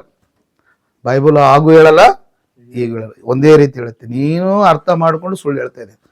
ಒಂದು ಕಡೆ ಆಗಿ ಹೇಳುತ್ತೆ ಬ್ರದರ್, ಒಂದು ಕಡೆ ಈಗ ಹೇಳುತ್ತೆ, ನೀವು ಆ ರೀತಿ ಅಂತೀರಿ, ನೀವು ಈ ರೀತಿ. ಬೈಬಲಲ್ಲಿ ಹಳೆ ಒಡಂಬಡಿಕೆ ತುಂಬ ಸಪೋರ್ಟ್ ಮಾಡ್ತಾವಂತೆ ಯಾವ ವಚನ, ಯಾವುದೋ ಒಂದು ವಿಚಾರ ಹೇಳ್ತೀನಿ, ಆಗು ಹೇಳುತ್ತೆ ಈಗ ಹೇಳುತ್ತೆ, ನಮಗೆ ಯಾವುದು ಬೇಡ ಬ್ರದರ್. ಸುಳ್ಳುಗಾರನು. ಬೈಬಲ್ ಎರಡು ನಾಲಿಗೆ ಇಲ್ಲ, ಎರಡು ಬಾಯಿ ಇಲ್ಲ. ಬೈಬಲ್ ಒಂದೇ ನಾಲಿಗೆ ಇದೆ, ಬೈಬಲ್ ಒಂದೇ ಮಾತು, ಬೈಬಲ್ ಒಂದೇ ಬಾಯಿ ಇದೆ. ಅದು ದೇವರ ಶುದ್ಧವಾದಂಥ ಮಾತು. ಹಾಗೂ ಈಗೂ ಹೇಳಲ್ಲ, ಒಂದೇ ರೀತಿ. ನೀನು ಹಾಗೂ ಈಗ ಅರ್ಥ ಮಾಡಿಕೊಂಡು ಏನು ಮಾಡ್ತೀನಿ ಬ್ರದರ್, ಬೈಬಲ್ ಹಾಗೆ ಹೇಳುತ್ತೆ ಈಗ ಹೇಳುತ್ತೆ. ಇವರು ನಂಬರ್ ಒನ್ ಚೀಟರ. ತಪ್ಪಾಗಿ ಅರ್ಥ ಮಾಡ್ಕೊಂಡಿದ್ದಾರೆ. ತಿಮೋಥಿಗೆ ಬರೆದ ಮೊದಲನೇ ಪತ್ರಿಕೆಯಲ್ಲಿ ಪೌಲ್ ಹೇಳ್ತಾನೆ, ಅವರು ದೇವರ ಪರಿಶುದ್ಧವಾದ ಲೇಖನಗಳನ್ನು ಅಪಾರ್ಥ ಮಾಡಿಕೊಂಡು ಸ್ವಕೀಯ ನಾಶನಕ್ಕೆ ಕಾರಣ. ಅದಕ್ಕೆ ನಿನ್ನ ವಿಚಾರದಲ್ಲಿ ಬೋಧನೆ ವಿಷಯದಲ್ಲಿ ಜಾಗೃತಿ ಆಗಿರು ತಿಮೋಥಿ. ಆಗ ನಿನ್ನ ಬೋಧನೆಯನ್ನು ಕೇಳ್ತಕ್ಕಂಥ ಜನರು ಏನಾಗ್ತೀರಿ, ರಕ್ಷಿಸ್ತೀಯ. ಇವತ್ತು ಆ ನಿಟ್ಟೇ ಇಲ್ಲ. ಅವ್ರನ್ನ ಕರ್ಕೊಂಬಂದೆ, ಇವ್ರನ್ನ ಕರ್ಕೊಂಬಂದೆ, ಅವರೊಂದು ಪ್ರತಿಪಾದನೆ ಮಾಡೋದು, ಯಾರೂ ಇದನ್ನು ನೋಡೋಕೆ ಹೋಗ್ತಿಲ್ಲ. ನಮ್ಮ ಸಹೋದರ ಕೆಲವರು ಹೇಳ್ತಾರೆ, ಬದಾರ ಆಗು ಹೇಳುತ್ತೆ ಈಗ ಹೇಳುತ್ತೆ, ಅದನ್ನೂ ಹೇಳ್ಬೋದು. ಈ ಬೈಬಲ್ ಈಗ ಹೇಳುತ್ತೆ ಬದಾರ ಆಗು ಹೇಳುತ್ತೆ. ಯಾವನೇ ಹೇಳಿದ್ ನಿನಗೆ ಆಗು ಹೇಳುತ್ತೆ ಈಗ ಹೇಳುತ್ತೆ? ಸೆನ್ಸ್ ಐತಿ, ಕಾಮನ್ ಸೆನ್ಸ್ ನಿನಗೆ. ಸೊ ಬೈಬಲ್ ಏನಾದ್ರು ಒಂದು ಇದೇನ ಚಂದಮಾಮ ಪುಸ್ತಕನ ಇದೇನು ಆಗ ಈಗ ಹೇಳಿಕೆ ಎರಡು ನಾಲ್ಗೆ ಇದೆಯಾ? ಬೈಬಲ್ ಒಂದೇ ರೀತಿ ಹೇಳುತ್ತೆ. ನೀನು ಅರ್ಥ ಮಾಡಿಕೊಂಡು ಗೊಂದಲಕ್ಕೆ ಬಿದ್ದು ಅಪಾರ್ಥ ಮಾಡಿಕೊಂಡು ನಾಶನಕ್ಕೆ ಹೋಗ್ತಾರೆ. 2 ಪೇತ್ರನ 3:9 ಪೌಲನ್ನು ಕುರಿತು ಹೇಳ್ತಾನೆ, ಕೆಲವರು ಅಪಾರ್ಥ ಮಾಡಿಕೊಂಡು ನಾಶನಕ್ಕೆ ಹೋದ್ರಂತೆ. ಆದ್ದರಿಂದ ನನ್ನ ಮನವಿ ಏನಂದರೆ, ಸಹೋದರ ಬಗ್ಗೆ ಆಗಲಿ ಇಲ್ಲ ಸಲ್ಲದ ಆರೋಪಗಳನ್ನು ಅಥವಾ ಆಧಾರದ ಸುದ್ದಿಗಳನ್ನು, ಇಲ್ಲದಂಥ ವದಂತಿಗಳನ್ನು ಯಾರಾದರೂ ಹೇಳಿದ್ರೆ ಅವರು ಚೀಟರ್ಸ್, ಅವರು ಲಯರ್ಸ್, ಅವರು ಸುಳ್ಳುಗಾರರು. ಎರಡನೇದಾಗಿ, ದೈವ ಗ್ರಂಥದಲ್ಲಿ ಯಾವುದಾದ್ರೂ ಒಂದು ವಿಚಾರ ಹೇಳಿಲ್ಲ, ನೀನು ಹೊಸದಾಗಿ ಪ್ರತಿಪಾದನೆ ಮಾಡಿ ಅದಕ್ಕೇನಾದ್ರು ಹೇಳಿ, ಅಥವಾ ಯಾರೋ ಹೇಳಿದ್ದನ್ನು ನೀನು ಹಿಂದೆ ಮುಂದೆ ಆಲೋಚನೆ ಮಾಡದೆ, ಅದಕ್ಕೆ ವಿಚಕ್ಷ ಜ್ಞಾನ ಇಲ್ಲದೆ ಕಾಪಿ ಪೇಸ್ಟ್ ಮಾಡಿಕೊಂಡು ಡೌನ್ಲೋಡ್ ಮಾಡಿಕೊಂಡು ನಿನ್ನ ಭಾಷೆಗೆ ಅದನ್ನು ತರ್ಜುಮಾ ಮಾಡ್ಕೊಂಡು ಇದೆ ಅಂತ ಹೇಳಿದ್ರೆ ನೀನು ಸುಳ್ಳುಗಾರನು. ಸೊ ನಾನು ಸ್ಟೇಟಾಗಿ ಹೇಳ್ತಕ್ಕಂಥದ್ದರೆ, ದೈವ ಗ್ರಂಥದಲ್ಲಿ ಇಲ್ಲದನ್ನು ಪ್ರತಿಪಾದನೆ ಮಾಡುವಂಥ ಸಾಹಸ ಮಾಡಬಾರ್ದು. ದೈವ ಸ್ವಭಾವ ಅಲ್ಲ. ದೈವ ಸ್ವಭಾವ ಏನಿದ್ರು ಪ್ಲೈನ್ ಆಗಿ ಮಾತಾಡುತ್ತೆ. ಆದ್ದರಿಂದ ನನ್ನ ಮನವಿ ಅಂದರೆ ಮುಗಿಸ್ತಾ ಇದ್ದೀನಿ, ದೈವ ಸ್ವಭಾವದಲ್ಲಿ ಪಾಲುಗಾರ ಆಗಬೇಕು ಅನ್ನೋದು ದೇವ್ರ ಚಿತ್ತ. ದೈವ ಸ್ವಭಾವದಲ್ಲಿ ಪಾಲುಗಾರ ಆದರೆ ನಿತ್ಯತ್ವವನ್ನು ಸಾಧಿಸಿದಾಗುತ್ತೆ. ಆದ್ದರಿಂದ ದೇವರು ಈ ಆಯುಷ್ಕಾಲ ಕೊಟ್ಟಿದ್ದಾನೆ. ಕರ್ತನ ಬರೋದ್ರೊಳಗಾಗಿ ಅಥವಾ ನೀನು ಕಣ್ಣು ಮುಚ್ಚೋದ್ರೊಳಗಾಗಿ ದೈವ ಸ್ವಭಾವವನ್ನು ಸಂಪಾದಿಸು. ದೇವ್ರು ಗೊತ್ತಿದ್ದಾನ, ದೈವ ಸ್ವಭಾವವನ್ನು ಕೂಡ ದೈವ ಸ್ವಭಾವ ಅನ್ನೋದನ್ನ ನೀನು ಸಂಪಾದನೆ ಮಾಡ್ಲಿಕ್ಕಾಗಿ ಲೋಕದಲ್ಲಿರ್ತಕ್ಕಂಥ ಕೆಟ್ಟತನವನ್ನು ತಪ್ಪಿಸ್ಕೋ. ಲೋಕದಲ್ಲಿರ್ತಕ್ಕಂಥ ಕೆಟ್ಟತನವನ್ನು ತಪ್ಪಿಸ್ಕೊಳ್ಳಿಕ್ಕೆ ದೇವರು ಅತ್ಯಮೂಲ್ಯವಾದಂಥ ಮಹತ್ವಗಳಂಥ ವಾಗ್ದಾನಗಳು ಕೊಟ್ಟಿದ್ದಾನೆ. ಆ ವಾಗ್ದಾನಗಳನ್ನು ನಂಬಿ ವಿಶ್ವಸಿ ದೈವ ಸ್ವಭಾವದಲ್ಲಿ ಪಾಲುಗಾರರಾಗಿ ನಿತ್ಯ ಜೀವಕ್ಕೆ ಹೋಗ್ಬೇಕೆಂಬುದಾಗಿ, ದೈವ ಸ್ವಭಾವ ಅಲ್ಲದನ್ನು ಕೈ ಬಿಟ್ಬಿಟ್ಟು ದೈವ ಸ್ವಭಾವ ಅನ್ನೋದು ಏನೋ ದೈವ ಗ್ರಂಥದ ಮೂಲಕ ತಿಳ್ಕೊಂಡು ಇನ್ನೂ ನಿನಗೆ ಗೊತ್ತಿಲ್ಲ ಅಂದರೆ ದೈವ ಸ್ವಭಾವ ಎಂಥದ್ದನ್ನು ಅನ್ನೋದನ್ನು ಕ್ರಿಸ್ತನಾದ ಯೇಸು ಕ್ರಿಸ್ತನ 2000 ವರ್ಷಗಳಿಂದ ಈ ಲೋಕಕ್ಕೆ ಬಂದು ತನ್ನ 33 ವರ್ಷಗಳ ಕಾಲದಲ್ಲಿ ದೈವ ಸ್ವಭಾವವನ್ನು ಇದ್ದಕ್ಕಿದ್ದ ಹಾಗೆ 100% 100% ತನ್ನ ಜೀವಿತದ ಮೂಲಕ ಮಾನವ ಕುಲಕ್ಕೆ ತೋರಿಸಿಕೊಟ್ಟಂತ ಏಕೈಕ ವ್ಯಕ್ತಿ ಯಾರಂತ ಹೇಳಿದ್ರೆ ಕರ್ತನಾದ ಯೇಸು ಈಸ್ ಇಮೇಜ್ ಆಫ್ ಗಾಡ್, ದೇವರ ಪ್ರತಿರೂಪ ಆತನು. ಆತನ ಜೀವಿತವನ್ನು ನೋಡು, ದೇವರ ಪರಿಶುದ್ಧವಾದ ಲೇಖನ ದೇವರ ಸ್ವಭಾವವನ್ನು ಕುರಿತು ಅನೇಕ ಸಂಗತಿಗಳು ಬರೆಯಲ್ಪಟ್ಟಿವೆ. ಆದ್ದರಿಂದ ಕ್ರೈಸ್ತರಾಗಿ ದೇವರ ರಾಜ್ಯದಲ್ಲಿ ಇದ್ದುಕೊಂಡು ದೇವರ ಸ್ವಭಾವವನ್ನು ತಿಳಿದುಕೊಂಡವರಾಗಿ ಲೋಕದಲ್ಲಿ ದುಷ್ಟತ್ವವನ್ನು ತಪ್ಪಿಸಿಕೊಂಡು ದೇವರ ವಾಗ್ದಾನಗಳನ್ನು ನಂಬಿ ದೈವ ಸ್ವಭಾವದಲ್ಲಿ ಪಾಲುಗಾರಾಗಿ ನಾವೆಲ್ಲರೂ ನಿತ್ಯ ಜೀವಕ್ಕೆ ಹೋಗ್ಬೇಕೆಂಬುದಾಗಿ ನಿಮ್ಮನ್ನು ಎಚ್ಚರಿಸುತ್ತಾ, ನನ್ನನ್ನು ಕೂಡ ಎಚ್ಚರಿಸಿಕೊಳ್ಳುತ್ತಾ ಈ ವಾಕ್ಯ ಭಾಗವನ್ನು ಇಲ್ಲಿಗೆ ಮುಕ್ತಾಯ ಮಾಡ್ತಾ ಇದ್ದೀನಿ.